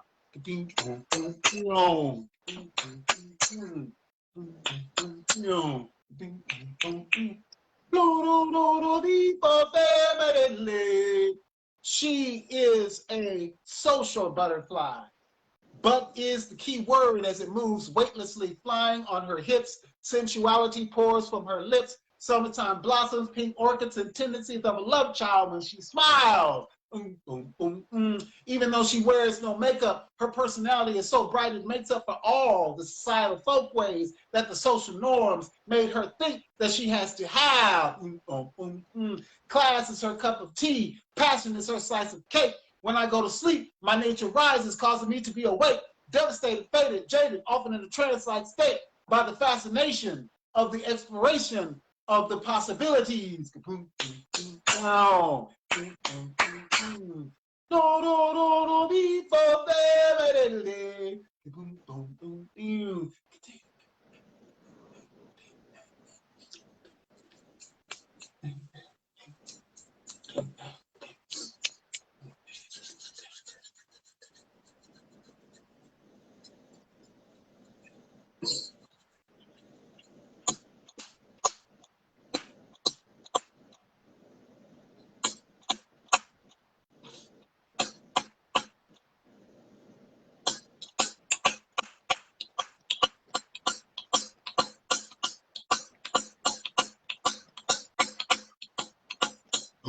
boom, boom, boom, boom, boom, boom, boom, boom, boom, boom, boom, boom.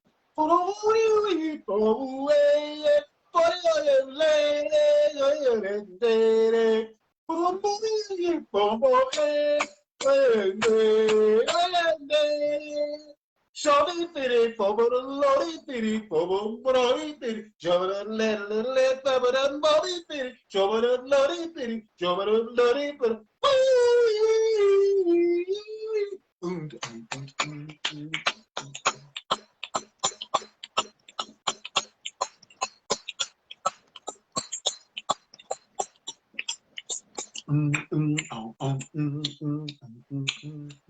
Oh my God. You just told my story. You just told my story. And you didn't even know you just told my story. Thank you. Thank you. Thank you. You just told my story. Thank you. You wouldn't even know my story. And you just told my story. We have a few more questions. And then we're gonna get to candy or corn. Let me just say to the television audience out there, like I said, on this forum, it's informative, getting to know you and stuff like that, without giving out, too many tidbits about what the show is about, because I want you there. I'm not the only poet on the mic. There's Crystal Clear. There's Lisa Don Samuels. There's author, laureate, Dorothy Sayles Clover. There's the Lion King of Judah, Ron Lyons. There's my boy Coop Dog 2020, who's the resident host and comedian for the night. I've been practicing stage hypnosis for about a year. So by show of hands, anybody that wants to be hypnotized, I'll be taking volunteers to the stage and bringing you into the hypnotic induction, dealing with hypnosis. Then the Makalani Movement Band is going to be playing. My kids are going to be playing. It's going to be awesome. And I just implore you now, go to Eventbrite, get some tickets, bro. $15 in advance, 30 at the door, 50 VIP. Your VIP ticket comes with front row seating, a plate, and a drink. A plate and a drink. That's right.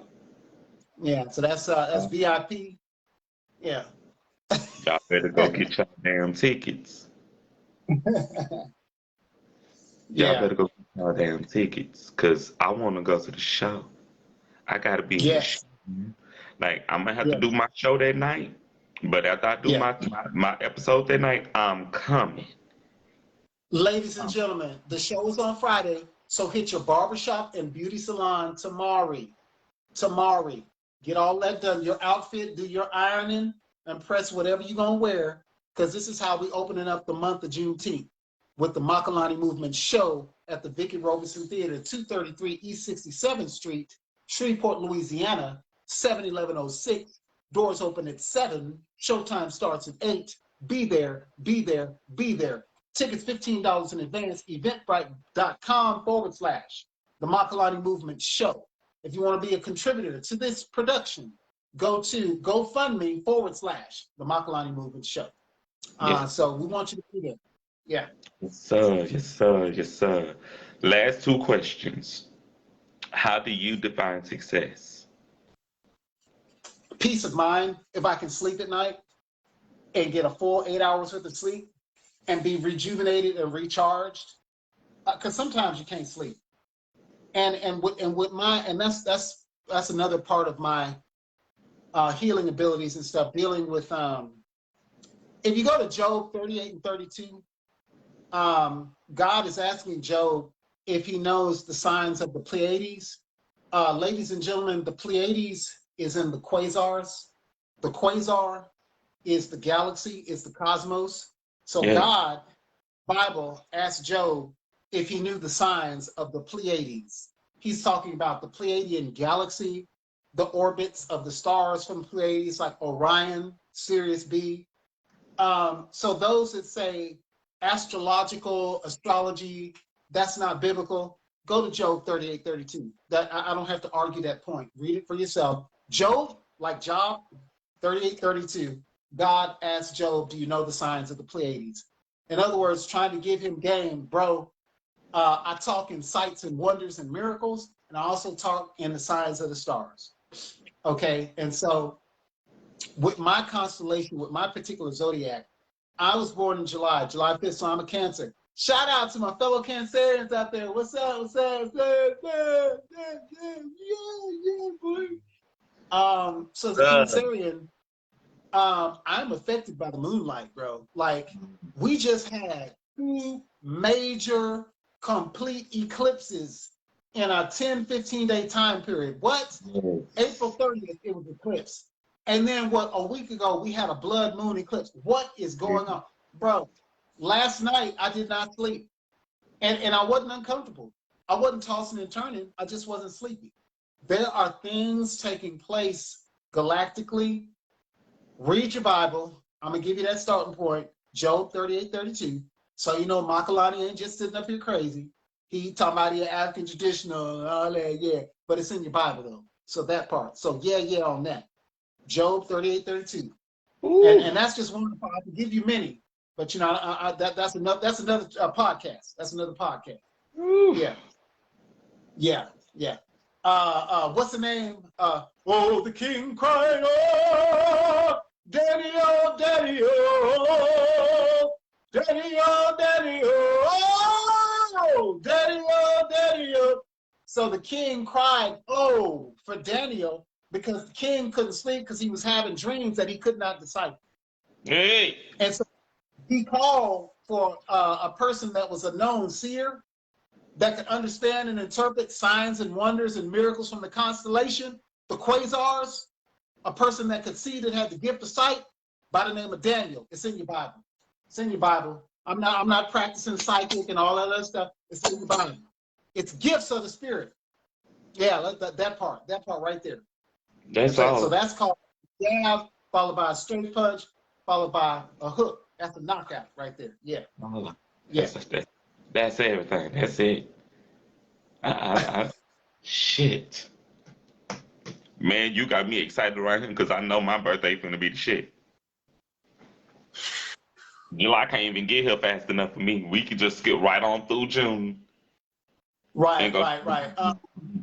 Mine is on J5. Yours is on 18? The 13th. 13, okay. We're going to have to do something. We're going to have to do something corporate for our birthday party, something big. Oh my God. We could turn it into an event. Okay, so we got to talk. We gonna talk.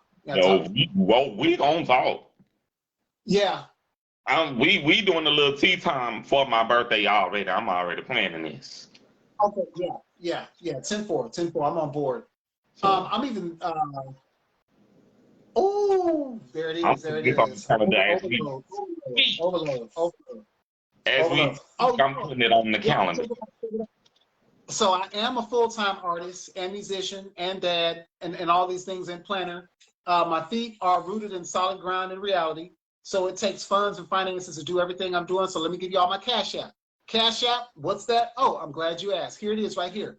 $ Mojo Makalani. Repeating it, $ Mojo Makalani. Repeating it, $ Mojo Makalani. Because it takes cash and finances to do everything I'm trying to do, and my feet are firmly rooted in reality, and it takes cash to get all this stuff done, here's my Cash App. What is it? Oh, I'm glad you asked. $ Mojo Makalani. That's $ Mojo Makalani. How do you spell it? $ MOJO MAKALANI. One more time. $ MOJO MAKALANI. One more time. $ MOJO MAKALANI. Y'all hit me up. Hit me up on the Cash App. Got to get ready for this Friday. I still got to get my my constituents, my partners that are coming from out of town. Got to get hotel rooms. We're gonna stay at the Red Roof Inn out there in Greenwood, because that is a good, nice, clean facility for the Lolo. Unless we have any constituents or contributors here on the television broadcast that got casino favors, that can get me some casino rooms for the Lolo and get me some rooms for my band, because we're coming from out of town. So I know y'all know how to get in touch with Jared. Y'all get in touch with Jared, and Jared, can you relay that information to me, or however it goes? I got you. I'm gonna share the shit out this show after we done. Indeed. I'm gonna share the shit out this show after we're done, cause I've been blessed not even 10 times over. I've been blessed 1,000,000 times over tonight. 1,000,000 Yeah. times. Let me give y'all some time signatures. Let me give y'all some time signatures. Getting the overload. Getting the overload to come in and tell y'all the colors. The colors: red, orange, yellow, green, blue, indigo, and violet. I don't know why that's important. Red, orange, yellow, green, blue, indigo, and violet. You know, that's Roy G. Biv. The colors of the rainbow is the covenant that he would not destroy us with water again. And plus the throne, the heavenly throne and kingdom up in the sky, is surrounded by rainbows that don't only go from forward to the side, to the back, to this side, don't only go from top to front to bottom to behind them. They go diagonal like this. They go this way like that. They go around like this. They go around like that. So it's rainbows all around the throne of his mercy. Rainbows. So the colors of the rainbow of the covenant is red, orange, yellow, green, blue, indigo, and violet. And what else I'm supposed to tell y'all? Oh, the rhythms. Somebody gonna get this. I'm supposed to give y'all this rhythm. I'm getting a download.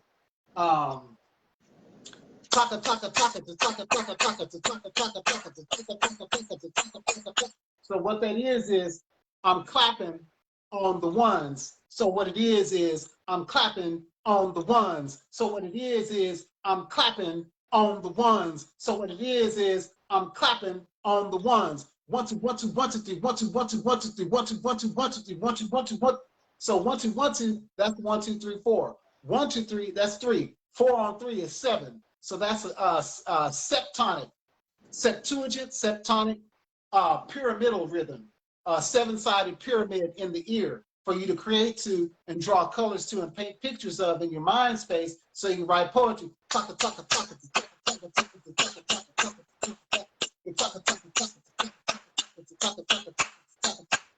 Okay, now this next rhythm is called 10/4. Actually, it's 11/4.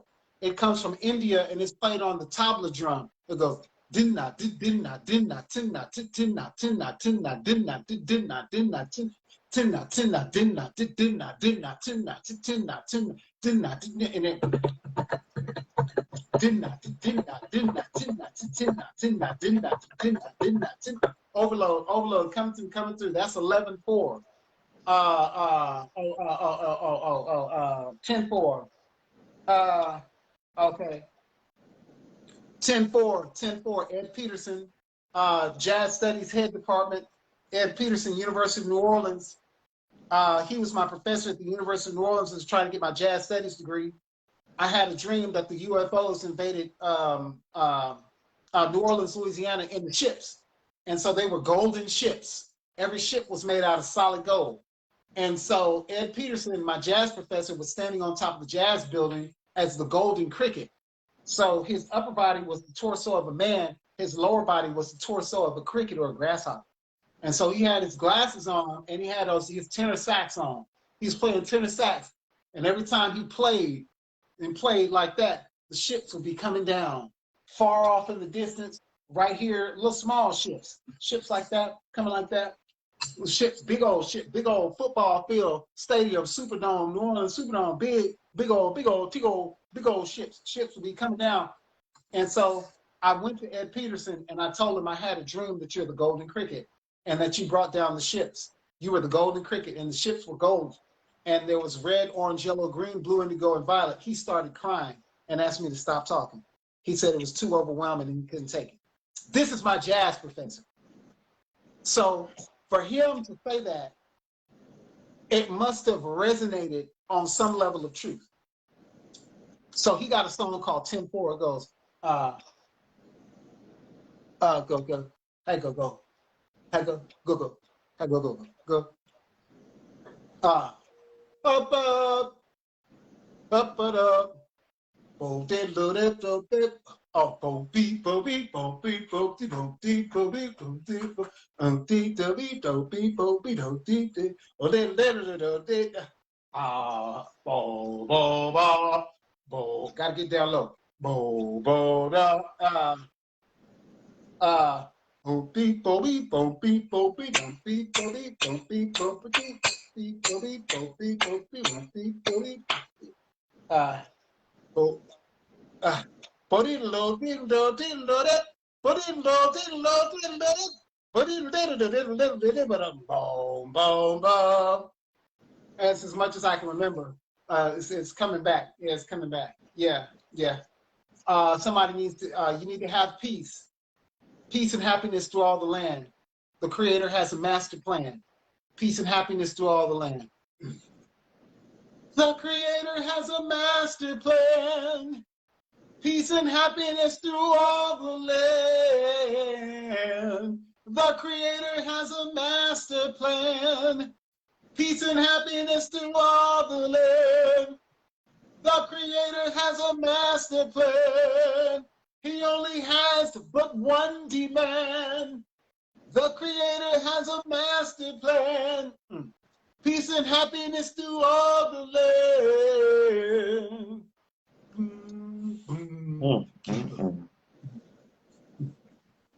Gaze and window on an ocean that everything that we attempt is not in vain. No, it seems like no matter the motion, the results that we obtain remain the same. So we keep trying, and continue and continue and continue to blossom and to bloom and start to find. When we start rising, we start shining, we start shining, we start shining, and we become energized by the rays that come from the deep blue sunshine. Deep blue sunshine. Over and over the top, under, and then it goes like this too, goes like this, then it goes this way right here, and then it goes like this, like that, red, orange, yellow, green, blue, indigo, violet, covenant, covenant, covenant, red, orange, yellow, green, green, blue, blue, indigo, and violet, all around the throne. All around the throne. Yeah. This has been a powerful show. This has been a powerful show. It's been a powerful show. This has been a powerful show. The final question. What's the best advice you can give someone thinking about starting a business or pursuing their dreams? Write the vision so the angels can pick it up and not tarry. and take it on in. Write the vision as a physical exercise. So you yourself, on a subconscious level, can convince yourself. Write the vision, make it plain. Don't have to have no big complicated expressions. Be clear with your thought. Write that vision down. Be so familiar with the vision that you've written down until you can recite it. Out of sight, out of mind. One of my visions is to have physical manifestations of my emotional and spiritual beliefs. And I give permission for it to happen right now. Physical manifestations of my emotional and spiritual beliefs. And I give permission for it to happen right now. Write the vision, make it plain. Become familiar. Let it sink in. Let it become a firm part of who you are. I don't care if people think you crazy, you talk to yourself, you talking in the mirror. This is your affirmation, this is your vision. The visions come from the spiritual realm first, and then they condensate and precipitate to a lesser form, which is the physical realm, and they take shape in the physical realm. But they exist as icebergs in the physical realm first. Hey. That's it. I love it. I absolutely love it. I don't have the words. Ain't no more words. With that being said, we're gonna move into candy or corn. We're gonna change up the vibe a little bit. We're Oh, gonna put wait, candy or corn? What's that? candy or corn. I'm gonna ask you about some candies. You can either say Okay, candy if you will eat the candy, or corn if you will not eat the candy.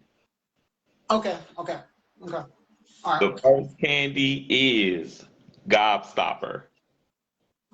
Candy. The next one is 100 grand. Oh, candy. See, you went deep there. Go ahead. The next one is candy corn. Corn. Rolo. Corn. I've had them, but you know, yeah.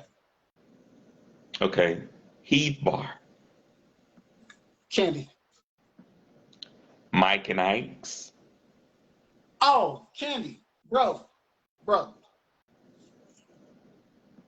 Gotcha. Go ahead. Okay. Let me just insert this in there. Ladies and gentlemen, for the record, okay? My Mount Rushmore of candies, meaning my top 5 candies of all time, my Mount Rushmore of candy, go like this. These were consumed in my kiddydom years. Kiddydom as defined between the ages of 5 and 9 years old. Because to a kid, candy is currency, and currency is power. If you got candy, we can trade for marbles. You know, do you like me? Check box, yes. Okay, I'll give you some candy. Will you be my Valentine? Candy is power, bargaining tool. So my top 5, my Mount Rushmore of candies from my kiddydom childhood experience. Number 1, Chico stick. Number 2, Boston baked beans. Number 3, the original hard now and laters. Yes, sir. Number 4, yeah.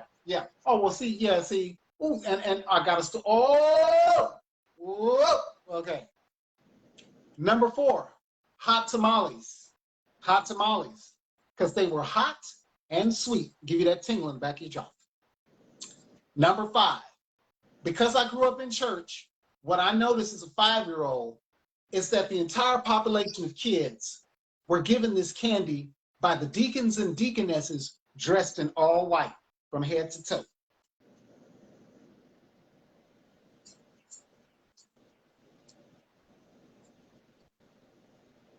Dressed in all white from head to toe. Deacons and deaconesses would give the general population of children what's called the red and white peppermint. That's what everybody get. Everybody get that. But, if you were a well-behaved child, you didn't get the red and white peppermint. Mm-mm. You got the green and white peppermint, or if you was just a well-behaved child in church, you got the yellow butterscotch. Butterscotch is my number 5. Chico stick, Boston baked beans, the original hard now laters, cinnamon red hots, and butterscotch. That's my Mount Rushmore. That's my top 5.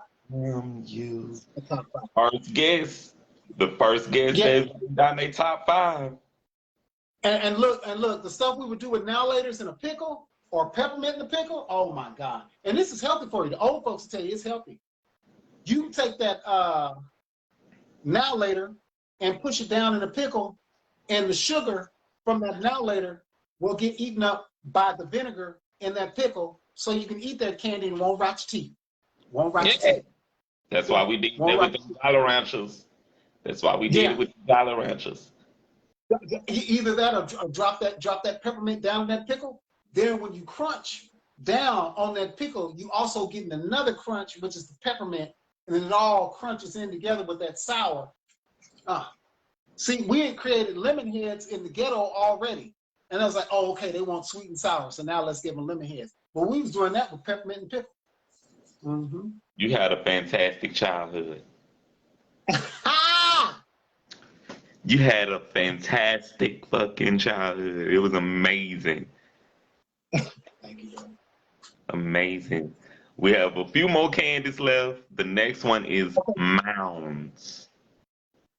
Candy. Boom, boom, boom, boom. Skittles.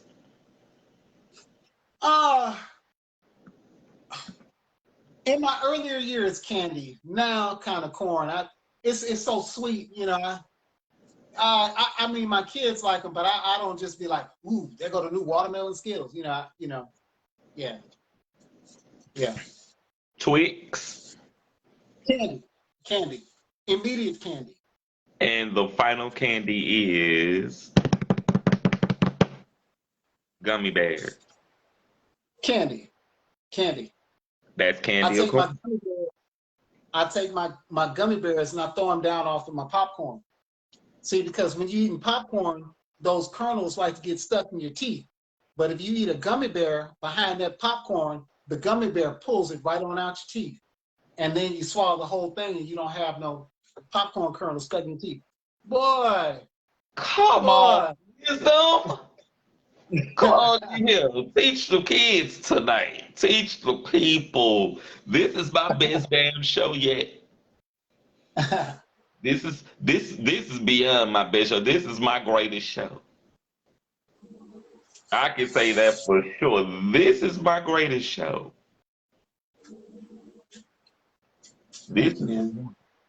Thank you so fucking much. Thank you. To God is good. Thank you so much. I can't even, man, look. People are going to shit when they see this. I hope they do, and they come on to the show, because if they shit now over this, whoo, okay. Wait till they see me have somebody up there hypnotized talking in Japanese and they ain't never been to Japan before. Boy, y'all better get y'all toilet paper, get you a newspaper if you need it, because if you're going to run out of toilet paper, bring you a newspaper, bring some paper towels, bring you some wet ones, some baby wipes, and your baby powder so you can be clean and you can freshen your ass up after this show. If I can get in touch with Scooby, I wouldn't mind inserting Scooby as a comedian and giving him 5 minutes. I haven't had a chance to talk to him. Scooby, if you're out there, if you're watching the show, hit me up, man. I'd like for you to be involved, because see, you played football with my little brother. Yes, you did. You played football with Akeem, with Daniel, and it was a couple of y'all that came from Uri Drive Middle School and went to Captain Street. It's a few of y'all black boys that stayed together and stayed friends for life. And one of those boys was in that crew from Uri Drive, is the current mayor today, and that's Perkins. They played at Uri. and over there at Captain Shreve. So Scooby was on that team. So you know me. Yeah, I'm Keem's brother. Call me. Yeah. I want you on the show. I'm gonna shout Jeremy Scooby Houston. Tap in. Yeah. Peanut. That part. Yeah. That part. Yeah. Y'all know Scoob out there, Wild Man Scoob. Yeah. You got to shout out. You got to get in contact with Mr. Makalani Jones. Tap in, Maurice. Wild Man Scoob. Maurice White. Maurice was in the original Makalani movement in Shreveport, and we wrote a song called Uri Drive. And it was an American rock song, Americana, along the lines of Lenny Kravitz. What's your boy's name? From Great Britain. He's light-skinned and he real skinny, but he sang like he weighed 500 pounds. Terrence Trent D'Arby. Isn't by wishing when I'm kissing to underneath. You know, he don't even say the TH underneath. He said, underneath. You're like he's been working in the field all day. Underneath a sycamore tree. Yeah. So we wrote a song that was in that vein. Took a walk on Uri Drive last night. The moon was burning bright. The wind was blowing through the trees. My mind rhymes on birds and walk on Uri Drive last night. The moon was burning bright. And so it was that. And so he was on acoustic guitar. We had a band. We were black kids in Shreveport doing rock music at the Funky Monkey, at the Pink Flamingo, at what's that place behind George's or Merle's? Michael Mann's. Brass Monkey. Now the Brass Monkey. Yeah, we broke into a market we wasn't supposed to break into. And so we were playing rock, but we also had funk. And so, we got the crowd in there because of our rock songs. And then we were able to play funk and just turn it all the way out. Yeah, that's when I used to do shows. I used to wear silver cutoff pants. They were knickerbockers, looked like Don Campbell and the Camel Lockers. They were shiny, looked like I came off a spaceship. No shirt, a zebra vest with no shirt on, open, and a feather boa. Okay, and so when you dance, you got that feather boa. You got the, you got the. Give it Jimi Hendrix vibes. Yeah, man. And Maurice was up there, no shirt on, no way, no how. This is E. Edward Jones's grandson. Maurice. Yeah. Hey, look, Maurice is finished med school. He's a doctor now. With Thig Pen. It was Thig Pen. That's his nickname. That ain't his real name. What's Thig Pen's real name? Oh, is it Thessalon? Yeah, Thessalon. Thessalon, me, try to make money on weekends. We fried catfish plates and a side salad. We was staying in an apartment at LSUS, right there across next to, and people, look, the line would be long. Yeah, I'm gonna need 4 plates. Okay, well, the plates are $5 a piece, so that's gonna be $20. We out of white toast, so all we can give you is fish, tartar sauce, and salad. Okay, that's $5. And did you want Coke or did you want what is that? What's that old hard drink niggas used to drink? It come in a blue can. RC Cola. RC Cola. Yeah. Your fish plate come with fish, toast, salad, and RC Cola. $5. That's it. Yeah. Sir. This is my greatest show. Oh. I'm gonna go ahead and make the announcement. See any guess who's coming after Mr. Makalani Jones? He has set the bar extremely high for y'all, and he ain't sorry, and I'm certainly not neither.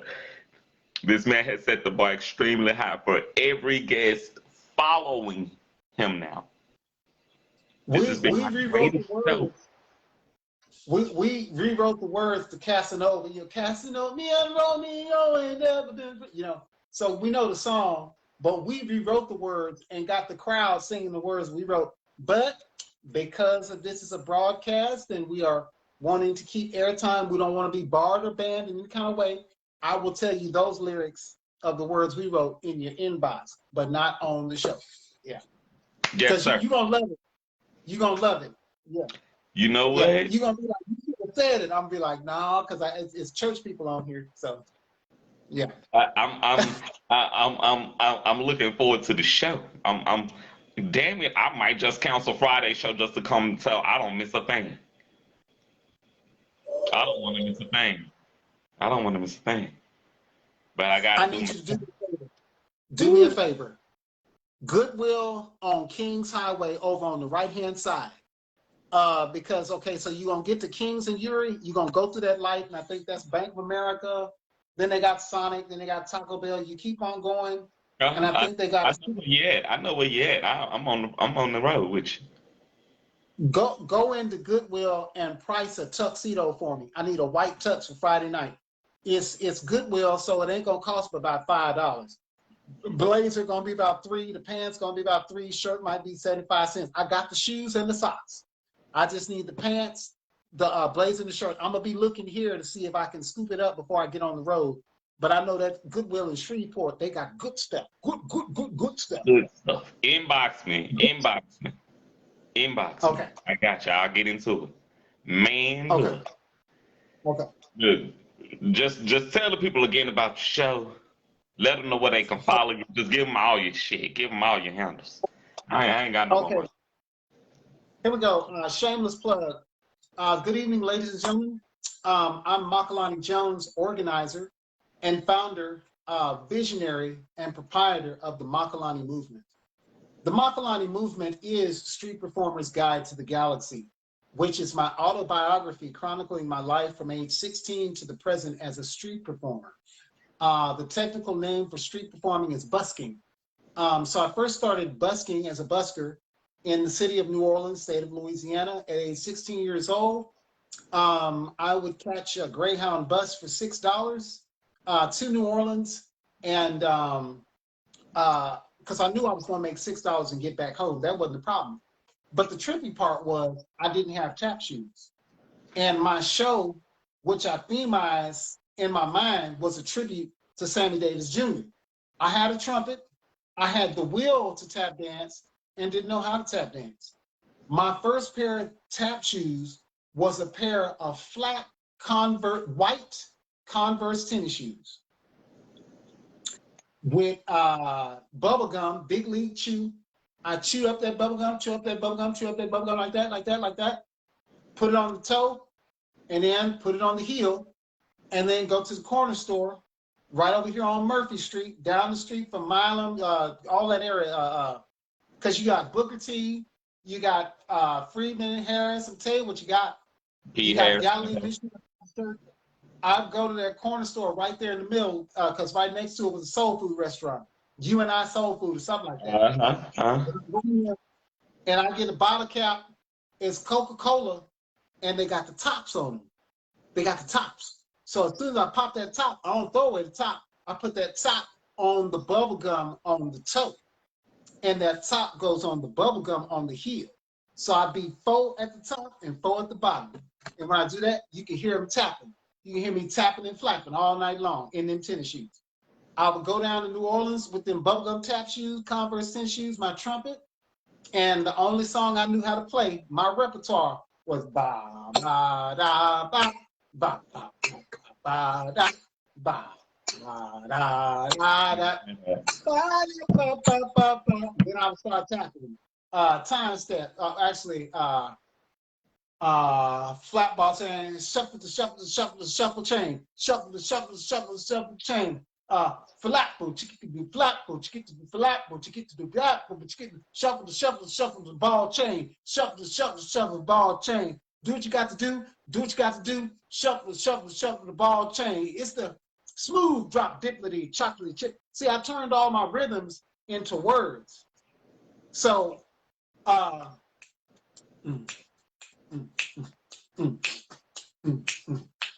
chain,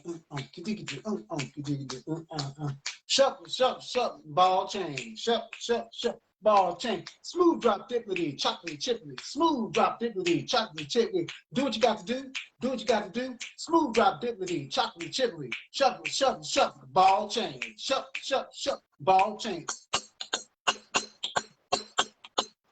And so I would clap while I'm tapping, you know, so the crowd can get into it. Yeah. Yeah. So that was it. And so that's how I make my money. Trumpet, Sir Duke. Music is, you know, universal. You can sing and clap you up. So, Vicki Robinson Theater, Friday, June 3rd, Shreveport, Louisiana, 233 East 67th Street, 71106, Shreveport, Louisiana. Vicki Roberson Theater is located at 233 East 67th Street. Doors open at 7 p.m. Show starts at 8. Tickets are available now on sale, eventbrite.com/The Makalani Movement Show. If you would like to become a show contributor for this show and other shows, as I still have artist fees to take care of, artists coming in from out of town, lodging, hotels, these type of things, food and meals, you can go ahead and drop me a charitable contribution, donate me a contribution in the amount of $20, $20 increments at GoFundMe/The Makalani Movement Show. Also, tickets are available $15 in advance, $30 at the door. VIP, $50. VIP gives you front row seating. It gives you a plate, and it gives you a drink. Drink. On this here stage tonight, we got a whole line of superstars on this here stage tonight. Ladies and gentlemen, give it up, snaps and claps for the vocal laureate, spoken word, urban slam style poetry stylings of Crystal Clear. Crystal Clear. Now, Crystal Clear is fine like wine. She's like the color of caramel, like caramel. Oh, what was that caramel candy? What was that caramel candy called we used to have as kids? It was just a block of caramel and some clear plastic. Oh my God, what was that called? I can't even think of it, but those went hard. She's caramel like candy. Her name is Crystal Clear. She got a poem called Sweet Potato Pie. And I can't say it over the airwaves. You just got to be there to see what it is with Sweet Potato Pie. She got one called I Like It Like That. You know, I can't tell you what that is. You got to just be there and see what you're talking about. Then I got another poet on the show, the vocal laureate poet stylings of Lisa Dawn Samuels. Lisa Dawn Samuels is a beautiful pecan skin, brown, chocolate black Indian woman. She's a Native American Indian, black, high cheekbones, fine, beautiful, fine. One of her favorite poems and famous poems is called Ungrateful Seeds. Woo! Lisa Dawn Samuels, she makes you think.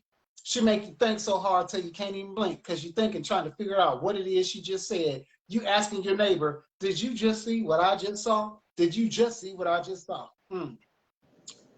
Of course, we have the stage hypnosis of yours and truly, Makalani Jones, and also the poet laureate urban spoken word style poetry stylings of Makalani Jones himself. You've got the Munchkins, which is Makalani Movement 2.0.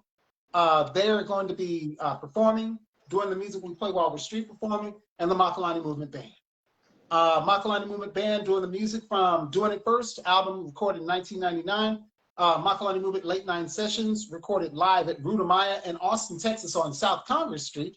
And also my album as of late, White Cotton and Watermelon, which when you hear the commercial on Facebook, on my storyline, saying, if you like jazz, poetry, magic, and hypnosis, check out the Makalani Movement Show. So the music in the background is called Tiger's Eye, and that comes off the White Cotton and Watermelon album. We definitely want to see you there. I need you to go ahead and hit up barbers and beauty salons now and get your hair done or whatever you're going to do. Don't let it be no excuses. Go ahead and go to eventbrite.com. Make sure you put in the right location, which is Shreveport, Louisiana, USA. And then for the event, call it the Makalani Movement Show. That is spelled Makalani, Movement, show, SHOW. We'll post the link down in the description. Or can I post the link here? I wonder if it'll let me post the link in the comments here. Send me the link. I'll post it. I'll post the link. Send me the link. I'll post it. Cause you did. Cause we been here for a little over 2 hours. We done did it. Okay. Woo. This has been a show. Yeah. You Yeah, got it's it. been an You old got this. school. Yeah. Yeah. See, back in the old days in boxing, I'm gonna tell y'all this. I'm not gonna harp on it because I could talk to you a whole hour about boxing. But back in the days when you had Roberto Duran, Thomas Hitman Hearns, called the Detroit Motor City Cobra, when you had Marvelous Marvin Hagler, when you had Too Pretty, I keep my face too pretty, I never get hit, when you had Sugar Ray Leonard, okay? These are people, Muhammad Ali, Frazier, George Foreman, Calvin Lester. When you had these boxers and stuff like that was on the scene in boxing, they would train at their boxing gym to go 15 rounds. You didn't get in the you did not sign no paperwork with the IBF, WBC, IBF, heavyweight, superweight, championship boxing, welterweight boxing, unless you was in physical condition to go 15 rounds toe to toe with anybody. And so to keep injuries down, they got away from those 15 rounders in the 70s, and they started keeping them at 10 rounds for a regular fight, and then if it's a title fight, 12 rounds. That's it. The championship rounds, ladies and gentlemen, put your seatbelt on, because this is where I'm going to shout you right here. The championship rounds, ladies and gentlemen, is round 9, 10, 11, and 12. Today is Tuesday. Right. 4 rounds. Today is Tuesday, Wednesday, Thursday, Friday. We are in rounds 9, 10, 11, and 12 of the championship rounds of old school boxing. I need you there. I need you there. I need you there. I need you there. Right. Look, I need y'all to beat my ass there because I'm coming. Bring your appetite, because we got exotic food. The food is going to be on the bomb. Bring your thirst. We're definitely going to have that rum and coke for you, that gin and pineapple juice rocking for you. We're going to have the mimosas and sangrias for the ladies. Bring yourself, bring your full self, Baby, after I wrap up a little tea time, I'm going to burn my damn gas up. I'm coming. Thank you, man. Thank you for being such a gracious host and having me on your show, bro. Thank you. No, thank you. Thank you. This has been an awesome show. Ooh, this has been an awesome show. I just need you to hang out while I wrap up the show. Just hang out. Just hang out, because I gotta wrap it up. All right, y'all. Okay. So as y'all can see, tonight was a fantastic show. This is a fantastic show. I gotta again thank Mr. Makalani Jones for coming through tonight, for hanging out. We had a wonderful time. Everybody at home, if y'all had a wonderful time, leave y'all comments in the comment section. For people who see the show later, leave y'all comments in the comment section. This has been a wonderful show. Wonderful show. With that being said, I need y'all to get over to saucysonyaspices.com and use my coupon code Lil Tea Time, one word, to receive 5% off of your purchases, and check out her cookbook, Chef Saucy's Fire Cookbook, available right now on the site. So y'all get over to saucysonyaspices.com and get into it. Also, y'all can check out my books, available right now at Agora Borealis at 421 Lake Street here in Shreveport, Louisiana. Or y'all can check them out at Amazon and just type search Jarius, Jrayis, Deyon, Deyond, and get into those books. Thank you to everyone who supports the Jarius Deyon brand. Y'all can also check me out on TikTok at the Jarius Deyon. Subscribe to my YouTube channel, Jerica King Among Men Thomas, and y'all can also check out these shows on Spotify at Lil Tea Time.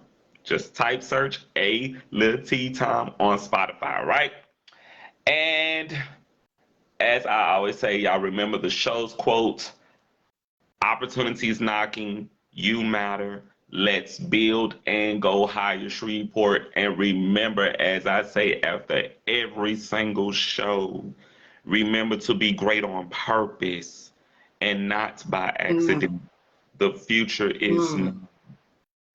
I am your host, Jarek, aka Jarius D, your favorite published author's favorite published author, and your host of A Lil Tea Time with my guest tonight, again, Mr. Makalani Jones.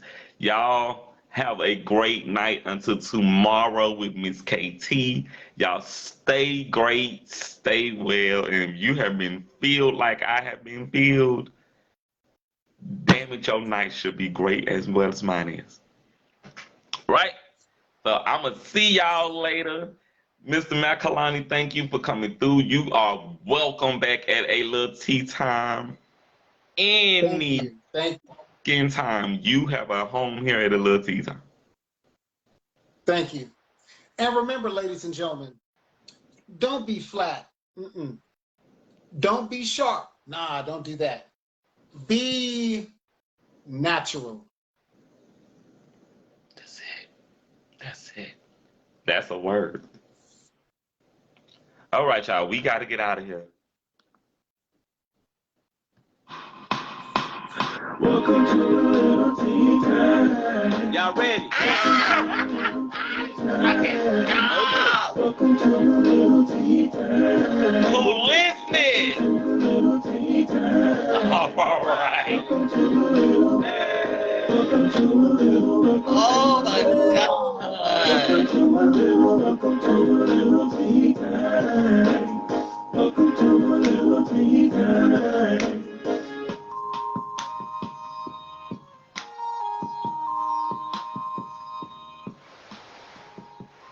Hi, Mom. I love you. Good night.